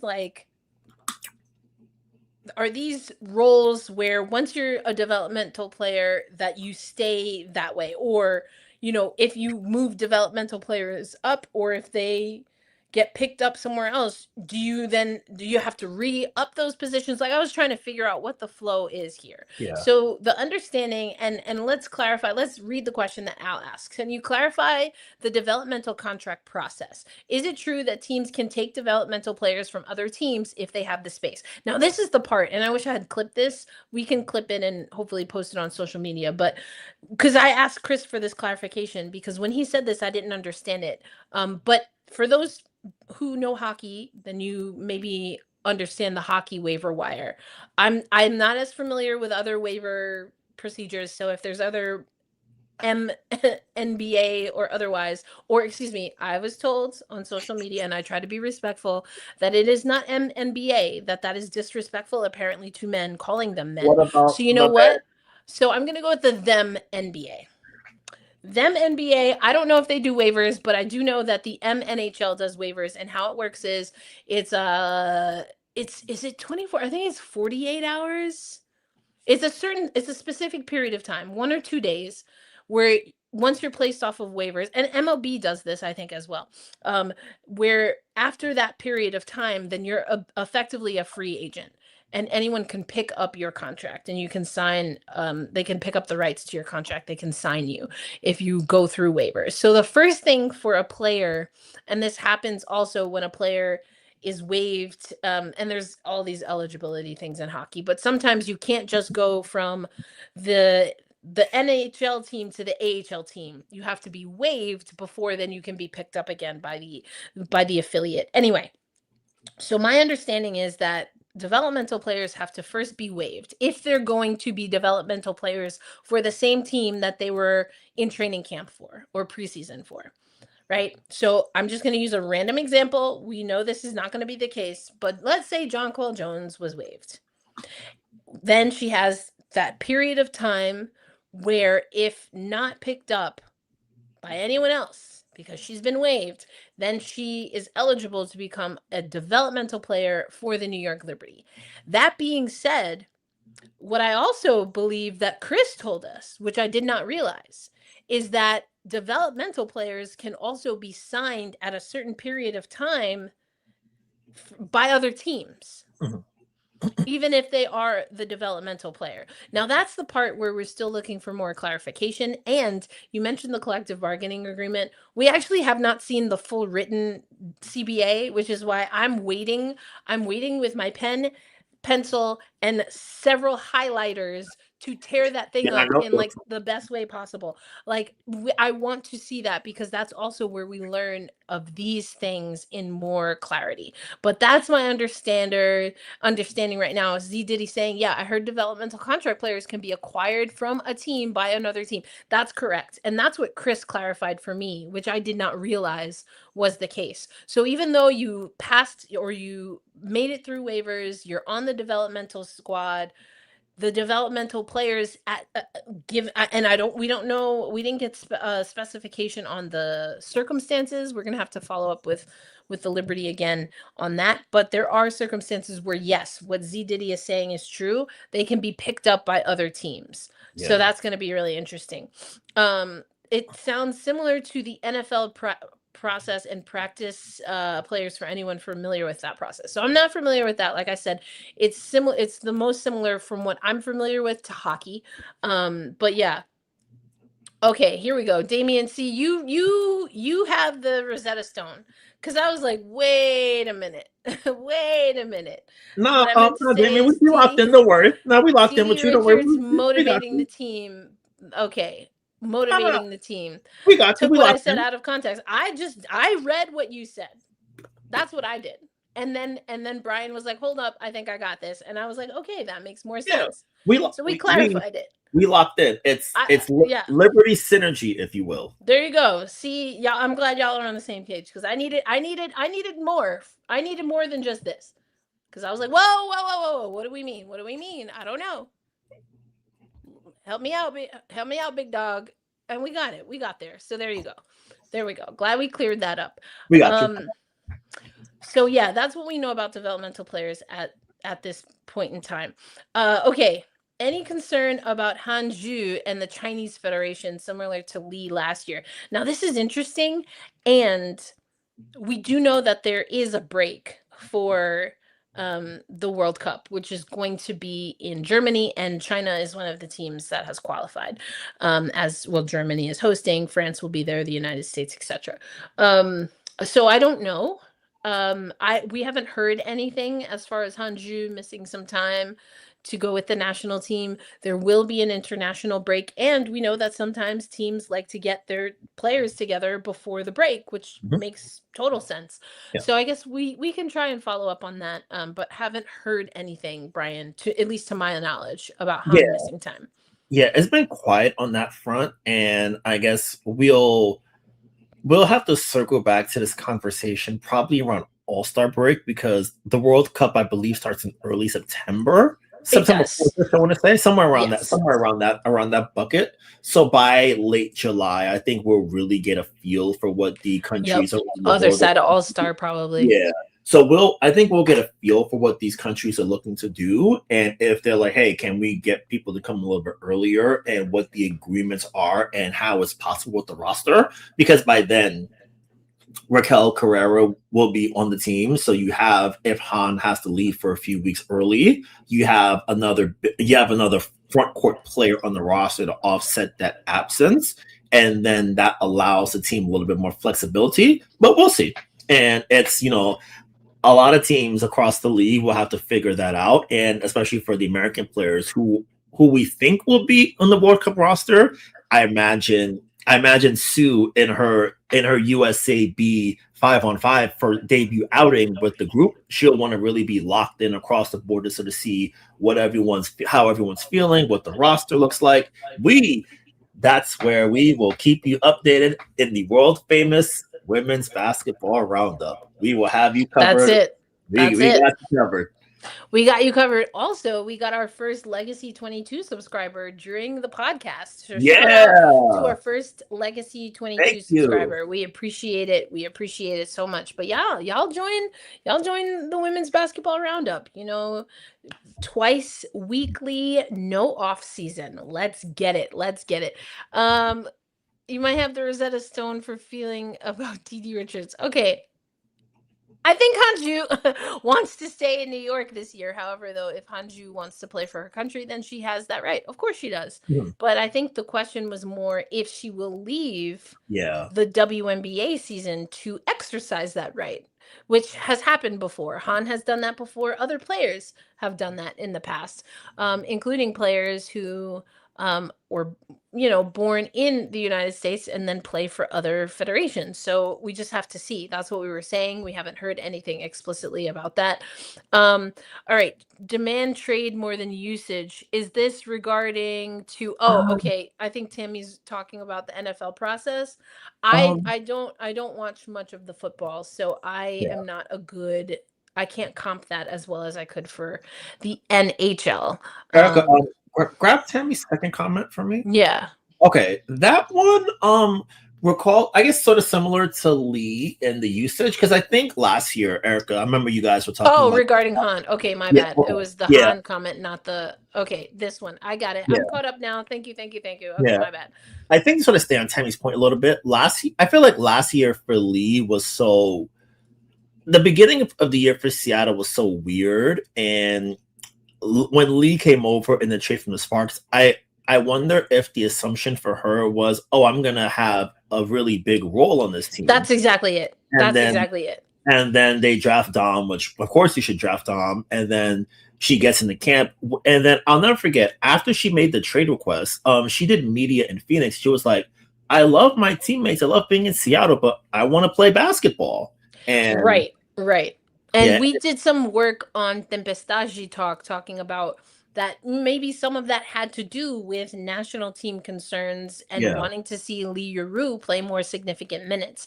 It was an odd trade, I think, or getting Lee, considering you already had Ezzy there, you already had NECA there, and then like you said, you doffed? Why am I mixing up words today? You draft Dom.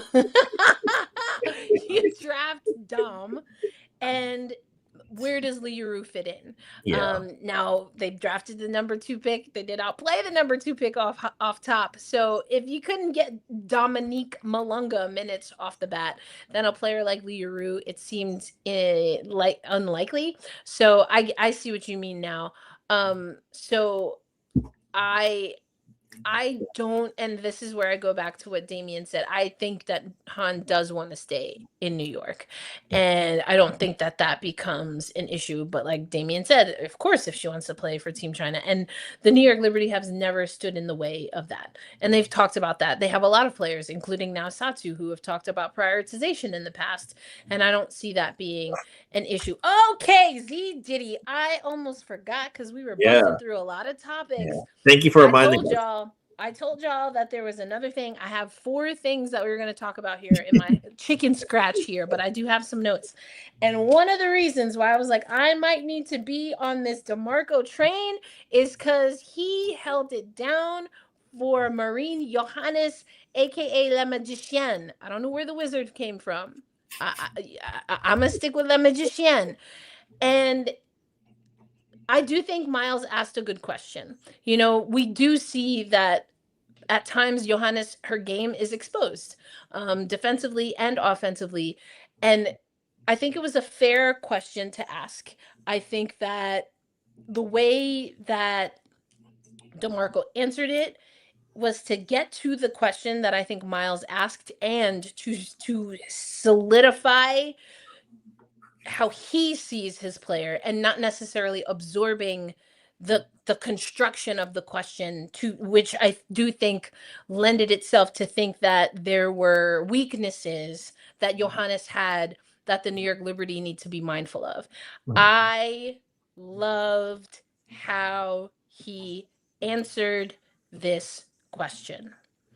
And I don't know. I'm a card carrying member now, I think. But let's hear the clip. DeMarco. Come on, let's go. You know, I don't give my allegiance all willy-nilly.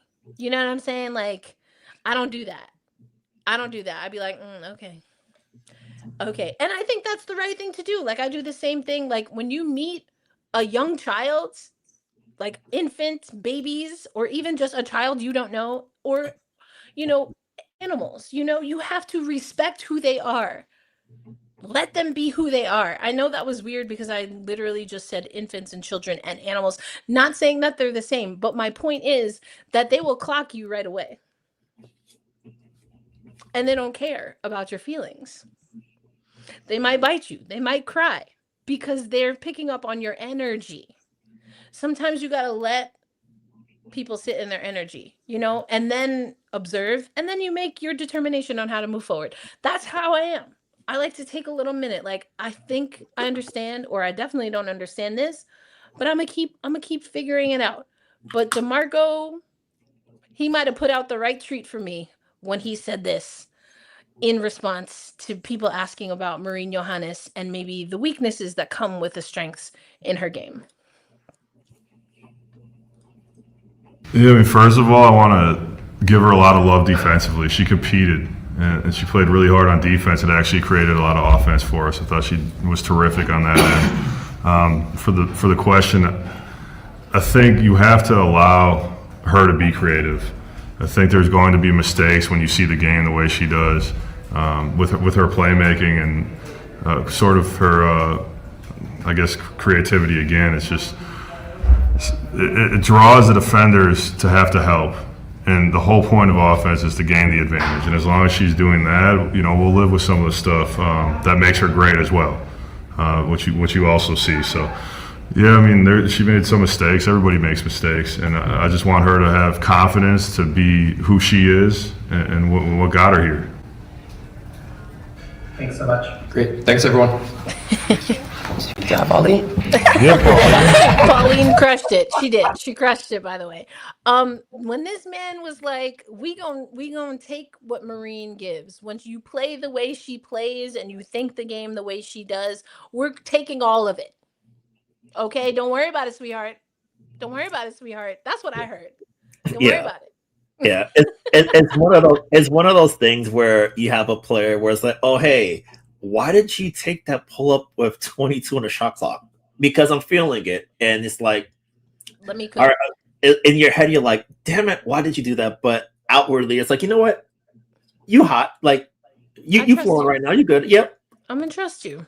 Yeah, I'll trust your judgment on that. And I think for Marine, one of the big things that I think is really going to be asked of her, especially with Sabrina out, is she'll have a lot more responsibility on her hands. And in the Liberty context, it's the first time she's been that responsible to really be a major player since 2022. And in 2022, she did pretty well because when she came over in June, she helped jumpstart the Liberty team as they sort of built back up following that 7-game losing streak they had back then. So I think for Marine, it's a big challenge, big responsibility. She'll get a lot of minutes to start early, especially with Sabrina out. So I feel for her, it's a situation where the coaching staff really trusts her, and they're really going to put the challenge on her to be solid on defense, because they're going to see players, like they'll see guards, like they'll see teams that really try to like hunt her out and really try to like exploit that weakness. That was really, I think, truth of truths. I think that's why she couldn't get in the court last year against Phoenix, because, oh, hey, you are the mark on defense. We're going to exploit that over and over and over. And I imagine Sandy was like, you know what? I can't trust it. I'd rather play my 6 people, and Marine, you are not in that 6. So I think she'll have a lot to prove when it comes to that.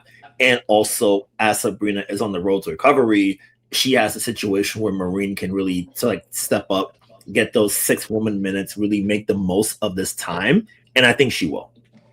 Yeah, I think so as well. Also, hey, thank you. Appreciate it. I will say this. Yes, I was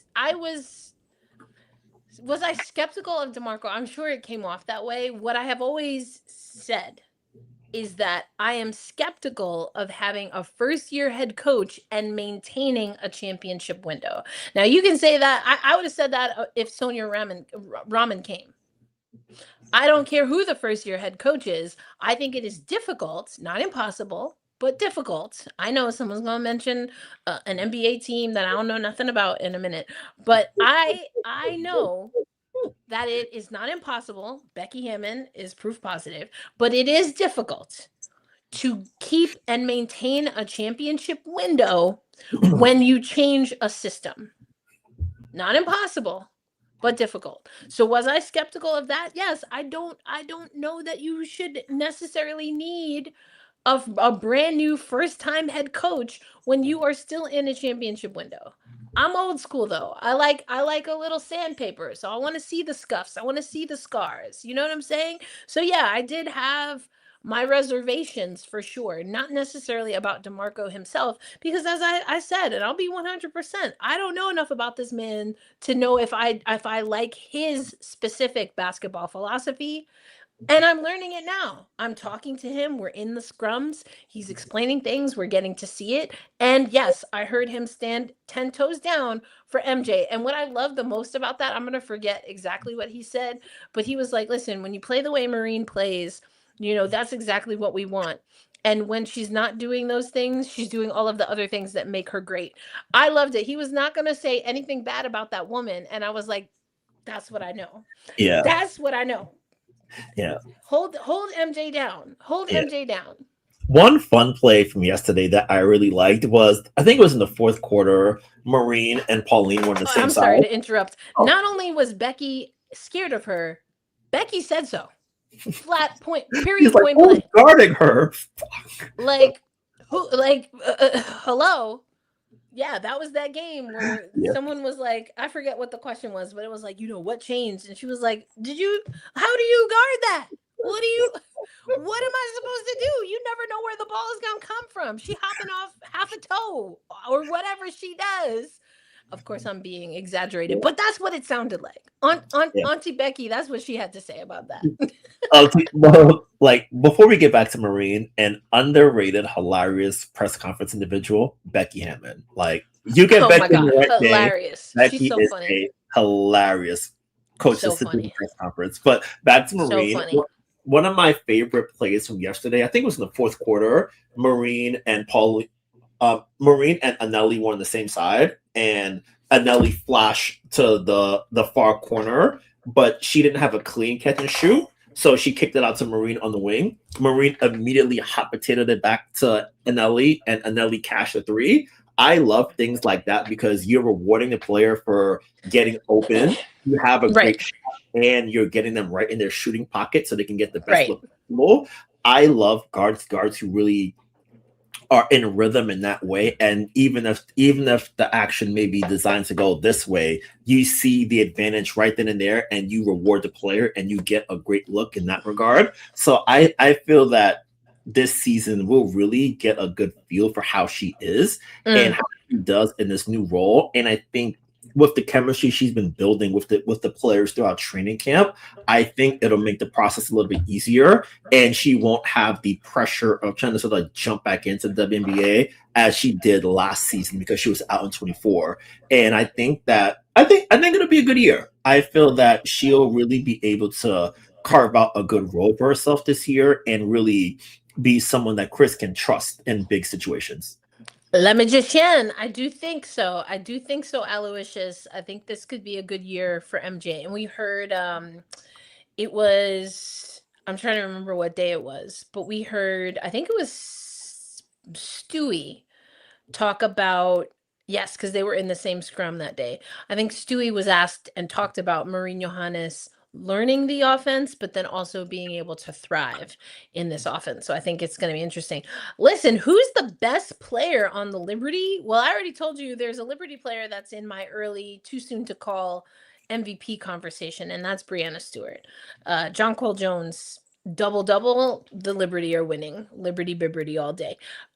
Sabrina, I think, is going to be dealing with injury for a little bit here, but y'all already know how I feel about Sab, waiting on that breakout season. I mean, there's always something. Sab can't get a clean bill of health just yet, but you know, I'm eager to see where that comes from. But I don't know, Brian, who do you say is the best New York Liberty player right now? I still bank it as Brianna Stewart. I remember last year I had half a thought to be like, oh man, I think we can make a case that JJ is the best player in the Liberty. And then game 3 in Phoenix, I was like, no. Nice try, Brian. But the best player on the team is the player with one leg who scored all the points in the fourth quarter. And was the only one going downhill on a busted MCL. Yep, the only one. Like, what do you mean? Yeah, everyone That's else. insane. Yeah, everyone else kept taking bad 3-pointers, and I'm like, that's why I'm like, at some point, you have to say F the system. If it's the system that's wrong, and the only person who made that adjustment, Stewie. Yeah. Yep. I was like, oh, you know, maybe other players have let Brandon Stewart by. No. You wrong, man. That's you. Wrong. Yeah. Listen, all right, Z Diddy, honestly, top 4 in this order. Stewie, JJ, Satu, and 4th spot is Sab. Listen, I love Satu's game. Always have. Check out, I had an SI Daily cover on Satu. Satu, we talked about that, right? Mm-hmm. Or Satu, excuse me. With Satu Sabali. I do think she's going to cook, and I got to see it. Y'all know I'm an eye test person. She's been in reconditioning protocol here. Of course, I said that a little more aggressively. That was, you know, for dramatic effect. What I really want to make sure I say is, of course, we want Satu to be healthy coming out of a really gnarly looking concussion in the WNBA finals. Yeah. Let's say the obvious thing first, which I hope is the obvious thing. But I do think she has a lot of great potential. And we got to talk to Satu again. We have some of that coming for y'all. All right, Damien, I might need the Damien Whisperer to help me out here. How can you say that the Liberty are a championship window, yet they have a rookie coach that may not have experience coaching women, plus we don't know what the mindset the Liberty may have? So what is the question here? Okay. You know what's funny? Speaking to Damien's question, I imagine Jackie has a story coming out on this pretty soon, but she's been asking the players about what Damien is asking as far as like a man who's coming into coaching women's basketball for the first time. And to a player, they've all mentioned that Chris has been very welcoming. He's been very open. He's been very communicative. She's been asking a lot of how his teaching style is, and through all accounts so far, the players are mentioning that Chris is very communicative. He takes time to explain the concepts to them in a way that's understandable, digestible. And I think also what a new wrinkle for Chris that I think he's adjusting is that he has a lot more international players than he did as an assistant on the Warriors on the men's side. So being able to communicate across language barriers and cultural barriers, I think has been a plus for him and what we've heard so far and what we've seen. So I think on the communication aspect and the teaching aspect and just the you are in chair number 1 aspect, Chris has been doing a good job. He seems like the players are bought in. They're very engaged. They seem like they trust him and what he's communicating. So I think to Damien's question here, I feel that as he is being himself in the role, it's alleviating pressure that they may have had about being under a new guy after having a previous coach for 4 seasons straight and deep playoff runs that came within it. So I think for Chris, we'll still have to see what it looks like in the dog days of the season and when they hit a rough patch, because the losing is one of the first time you really sort of see the makeup of what a leader is, because when things are great, easy, but when things are down, it's how do we sort of get it back? So I think to sort of tie to Damien's point and honestly, I'm glad you were able to decipher the point, because I really don't understand what the point is, but what I think you're asking me specifically, how can I say the Liberty are in a championship window? The Liberty signed Sabrina Ionescu, Jonquil Jones, Brianna Stewart to multi-year contracts. They have Satu Sabali. They have Marine Johannes. They have Leonie Fiebig, Benijah Laney-Hamilton. By all accounts, this should be a team that is in its championship. Like I say this every episode. I don't know. Maybe just tell me what you want me to say, and then I'll tell you why I'm not going to say that. This is a team that on paper should be in a championship window. They should be a championship contender, just like they should have been last year. It did not come to fruition, but that was deemed an underachieving team even with the injuries. Mhm. That's what we talked about. Just because a team underachieved and didn't make it out of the first round does not mean that they are not still in their championship window. Most teams do not win back-to-back championships. Most teams don't. If they're lucky, they can get several in a certain time period. In like a 5-year period, they'll be lucky if they get multiple championships. This is a team that was built to do the latter, to have a run at multiple championships in a 5-year window. Yep. And they've done that. Yep. I remember at the end of 2023 and in Cope's exit interviews, our pal Doug Feinberg asked Jonathan Cope, hey, this year, how do you make it so you're not just a one-hit wonder and you are consistently a top near contention? Exactly. And he went into detail about that. So this group, for as long, the short answer is for as long as Brianna Stewart is here, they're a championship contender because 100%. The last time Brianna Stewart hasn't competed for a championship seriously in the WNBA was her second year back in 2017. From 2018 onward, even when she's injured, her team is you are a championship contender because that is the level of player that is here. That is the level that she can rise to, and with everyone else rising to that level too, you are always going to be in a championship contending window with Brianna Stewart here. And I think also to Ronnie's point, this is a championship level roster. They have length, they have athleticism, they have different ways of getting after an offense. They have a really, I think what will also help is they have a lot of drive to get back to where they were because last year 100%. Last year did not go as planned. And I see this Z Diddy saying injuries was our main problem last year, and Sandy didn't incorporate Messiman effectively into our team. I don't agree with that last piece. I think Sandy did what she could to incorporate Messiman at the time that Messiman was added. At the time Messiman was added, you had no Stewie, no JJ. I do think if we want to go back to this term reconditioning, that might have been applicable if we want to keep it a buck to Messiman. I think she was getting reacclimated to the WNBA level of conditioning that you need. She'd been out of the league for a while. Not to mention that with the injuries that they had, she was playing out of position for the first few weeks of coming to a new team and learning a new system. She had to learn it from outside of her position. In August, the playoffs start in the fall. Yep, in August, and one of her first matchups, a out for revenge Minnesota Lynx, who finished second in the Messiman sweepstakes at that. So it's look at all this coming together all at once, and then then we thought, oh hey, everyone's finally back. No. Everyone's not back yet. Someone else has got to go. And then by the time everyone got healthy, oh wait, we're winning in game 3. Oh no, Layup broke her rib. Oh my goodness, a mess. It was a mess. Damien multiple times has made this comment regarding international players. What's up with Kolb's obsession with international players? I have nothing against international players, but how about some homegrown talent? Would you rather have homegrown talent or international talent on the Liberty roster? And my answer is a question. ¿Por qué no los dos? ¿Por qué no los dos? ¿Por qué no los dos? Why do we have to choose between homegrown talent or international talent?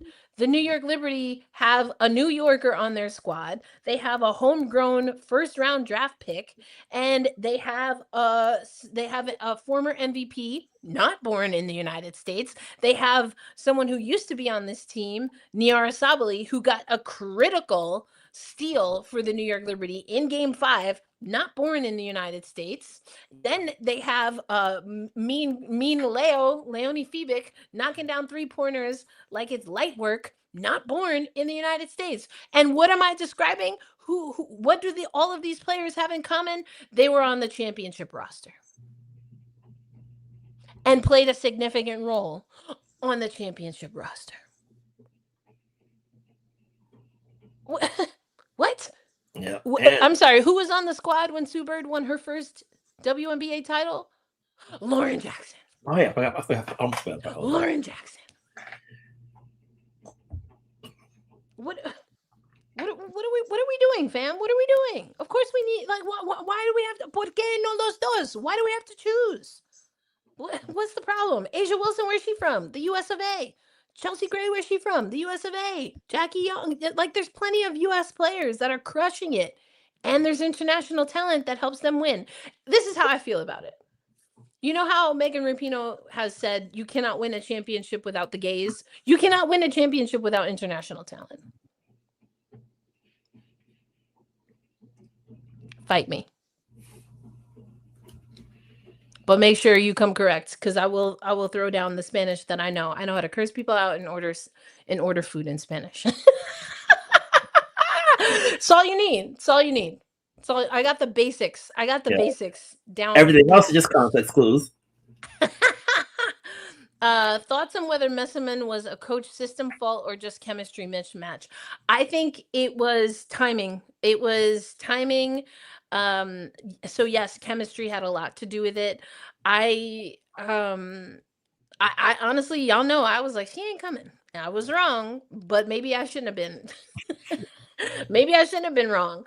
Yeah. So I think it was a timing and chemistry thing, just not enough runway to get her integrated. It seemed like the play for her was in motion a lot earlier than it actually was able to transpire. And Messerman, I don't know if the expectation was for her, again, to play out of position and to be a go-to within her first few days because of the injuries. So, I think that's crazy. Z Diddy saying, we have 4 of the top 15 to 20 players in the WNBA. There are 15 teams. Automatically, you are a championship contender. It is very smart to get international player. Minnesota and Liberty are great because of drafting and stashing international players. When you are winning, you will not have top picks. The Euro, this is a really smart business response. When you are winning, you will not have top picks. Euro players and free agents is a gold mine. Exactly. You can get talent at a younger age, and follow me on Threads. I don't agree with it, but as it's constructed right now, what 19-year-olds can play in the WNBA? Only international 19-year-olds. You cannot be 19 years old and from the good old US of A, America, 250, you cannot be from this country and play in the WNBA at 19 years old. You can't play at 20 years old. You can't play at 21.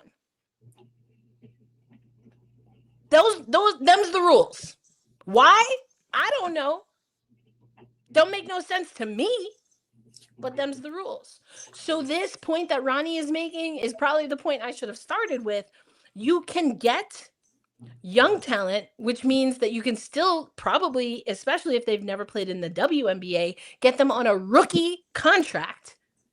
And you can get lean, mean, pro-ready style players that will fit and help you build around homegrown talent that is also likely going to cost a pretty US penny.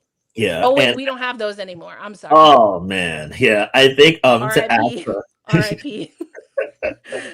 Yeah, to add to Ronnie's point, a team that's really been exceptional at finding players that, especially when they don't have as many draft picks, is Phoenix. Like, Phoenix's roster, they had their big 3 last year, but then there's just so many depth pieces and players like a Monika Cole-McConney who really sort of like blossom. She ate the Liberty up sometimes. I was like, oh. Yeah, so I think as we get into the newer CBA, the process of really building out good scouting departments, good research staff, being really diligent when it comes to finding talent and sort of hitting at the margins, because you can have the top tier player, which Phoenix does in AT and Copper, but as you surround them with good depth and as you find them players that fit within the ideals that Nate and Nikki Wren and those people have in mind when it comes to how they want to play basketball, if you're able to do that and hit on those numbers in a really high percentage,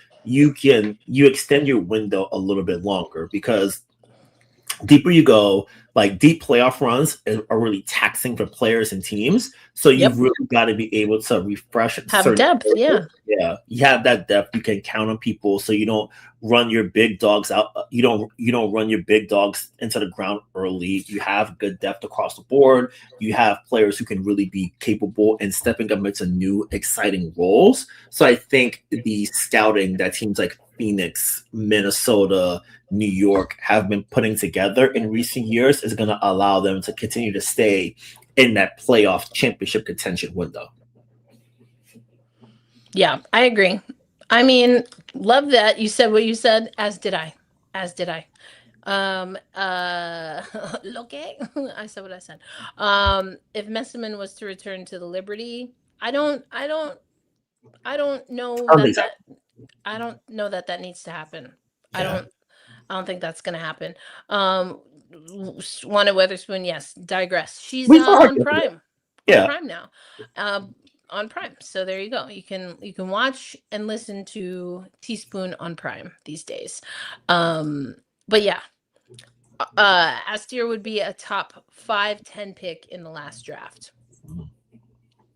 I mean, I have to look at it again. Who so that was Beckers. Yeah, Beckers, Malonga, Citron and Iriafen. Who's Fox last year? I don't know what order Iriafen and Citron were. I just know that they were in last year's draft class. Was it Just Day for the Valkyries? JOCYT. I believe she was. Oh, maybe. Maybe. I don't know. Yeah. I could see maybe. I will be honest, I'm not as familiar with Pauline's game, and I haven't gotten to see her in action quite yet. Yeah. For my eye test. So like you said, the next practice that we get to later this week, I think is going to be really good. Leo is an 800 to 900K player if she was from the United States.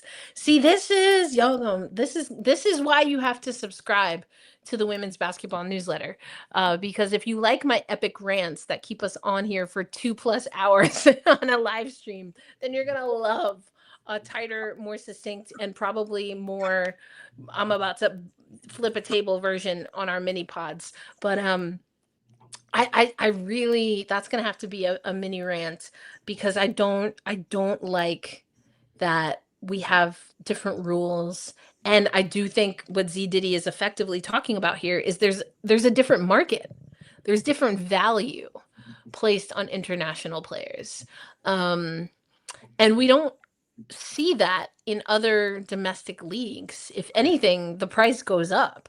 Yeah, it's such a fascinating window, because I remember on the men's side, they've had the age limit where basically you have to be, for American-born players, you have to be either 1 year removed out of college or, I think it's at least 1 year removed from high school to enter the draft. And that's been in place since 2005.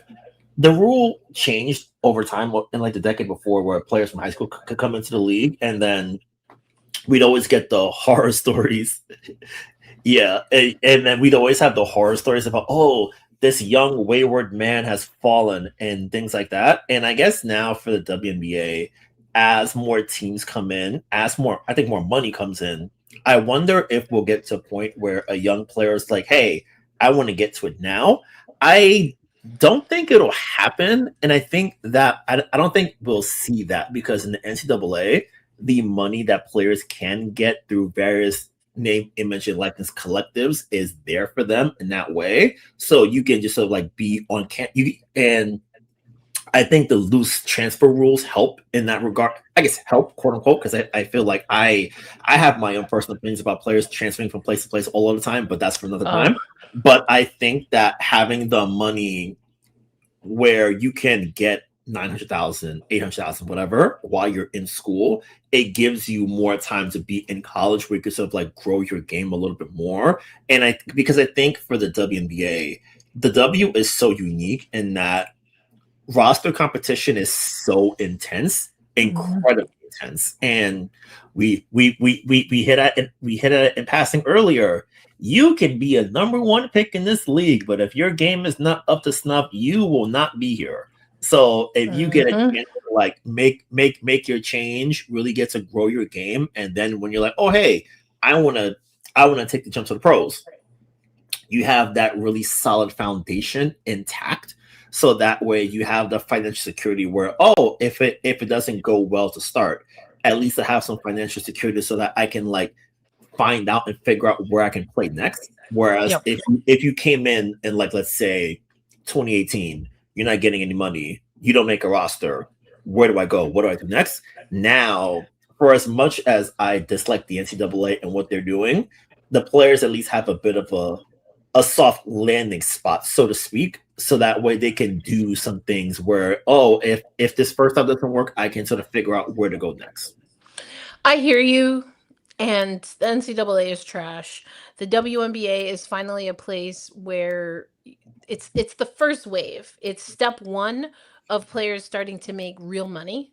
And it's still not enough, but it's exponentially larger than it's been ever. All of that. And by the NCAA, I mean there's no collective bargaining agreement. Sure, the players are making money now. Yeah. But no CBA, no one representing their interests comparative to the business interest. What happens when the NCAA flips it and reverses it? Who's to, like, how long does the NIL, that we've already seen that they've changed some things and how people are able to operate in NIL for better or worse during this Wild West era. My point is, if we're okay with young men being able to forego college altogether, if not go at a later point in time when they're already millionaires, why is it that we're still superficially, artificially stopping women from doing the same? Why is that? And I already talked about it. Women peak at a different time. So I think a lot of people have utilized that. That's actually part of how I got some of that data point. Statistically speaking, over time, that's what we've seen. And I just told you, mostly because of the salaries, or I would say the salaries have a large impact on the average lifetime of a WNBA career.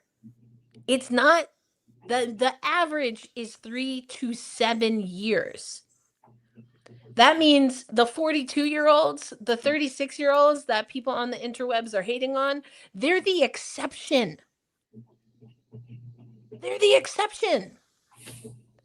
So if you can make now this first level of real money in the WNBA, and you can do it at an age where then you can, statistically speaking, extend your playing time, why wouldn't you do that? Why wouldn't you can go to college at any point in time and you know what you'll have? Money in the bank. Why wouldn't you do that? You can go to college at any age. You cannot play basketball at an elite level and command a certain salary after a certain age, men or women's basketball. Yeah. I just don't, again, have to have my mini rant somewhere because I just don't understand why we're so connected to that. And yes, I know that you can make money in the NCAA, and a lot of that is what? Brand deals, endorsements, sponsorships. Yeah. You can if you're good enough to do that in the NCAA, in theory, you should be good enough when you're an actual pro. And you're not up under the teat of the NCAA. But what do I know? I don't know. I'm just a talking head. Damien, going back to Sabrina and her foot speed, still concerns because she'll be going up against other guards with better foot speed than her. So how can Ionescu take on that task? I think we've seen that she does what she needs to do. And also the guards on the other side have to guard her quick release. Yep. She's much stronger than people give her credit for. We talked about the whole neck thing. I mean, that was, it didn't help with her being able to move lateral movements on defense, but Sabrina can at least stay in front of someone. Yes. We see it with the Liberty more than I care to talk about, but we do see the guards get blown by, and Sabrina, of course, is a part of that, and she can also stick with someone. Now, will they score or not? Maybe not, but they're going to feel it. They're going to feel it. So we have to see. I think it's been an improvement, and with Sabrina, you take the shot, even though the foot speed is not as fast as some other guards, because you know what? There are not many guards that are quicker than her that can score at her clip. So it kind of cancels out. Ronnie saying, Euro players love the W. MJ has said she has never played before a crowd like the ones at Barclays. Kathy has hinted about playing preseason games overseas. Yeah, we heard from MJ. We were in that scrum where MJ talked about that. And she was asked specifically about I've talked to the WNBA and asked them about this before. I do think that they love coming over. And now that the money is real, because here's the gag, right? WNBA players, elite level WNBA players can command millions of dollars playing overseas. Not every player that is considered to us international can do the same, because the value is in what you do and the awards that you're able to, and the success that you're able to have in what is considered the best league in the world for women's basketball. And so international players have been left out of their own market in some way, as far as being able to make top tier bank, which is wild, because everything runs through the W. See, I got a lot of thoughts. None of this was on our rundown, so we're gonna have to wrap it up here. I think Benijah Arleo will guard the quicker and better offensive guard instead of Sab. Absolutely, and that's why having both of them on the team makes a difference. And it goes back to thinking about offense as from a defensive perspective and vice versa. They don't want to have to send numbers if they don't have to. Like you said, Brian, earlier, it comes down to being smarter with the switches and having people really be able to defend what they're supposed to defend. Mm-hmm. So that's a signal for me, for players like MJ, for players like Sab, to have to step it up on the defensive side. Yep, hat on a hat. Make sure you lock in, communicate, make sure everything is on point, and you trust the process that you've been building, and then dance from there. That's it. Well, we are gonna wrap up today's episode. We got through a lot. And in case you haven't seen on social media, and after a lot of our social media content, we are sharing our schedule. So we've got a schedule for y'all. We said we were going to keep with a schedule. The next show for Gotta Get Up, a podcast for New York Liberty fans, is set for May 11th. We also have a show coming up for Tempestagi Talk. So we've got some shows coming up. Thursday nights is when we do Tempestagi Talk, 6 p.m. That's Pacific time. So you have to adjust depending on where y'all are at. But we're going to try to keep you updated with what is coming down the pike. But if you forget, don't worry, because we've got you covered on the Women's Basketball Roundup. A reminder, we just launched our paid tiers. Brian is our curator of all things Women's Basketball Roundup.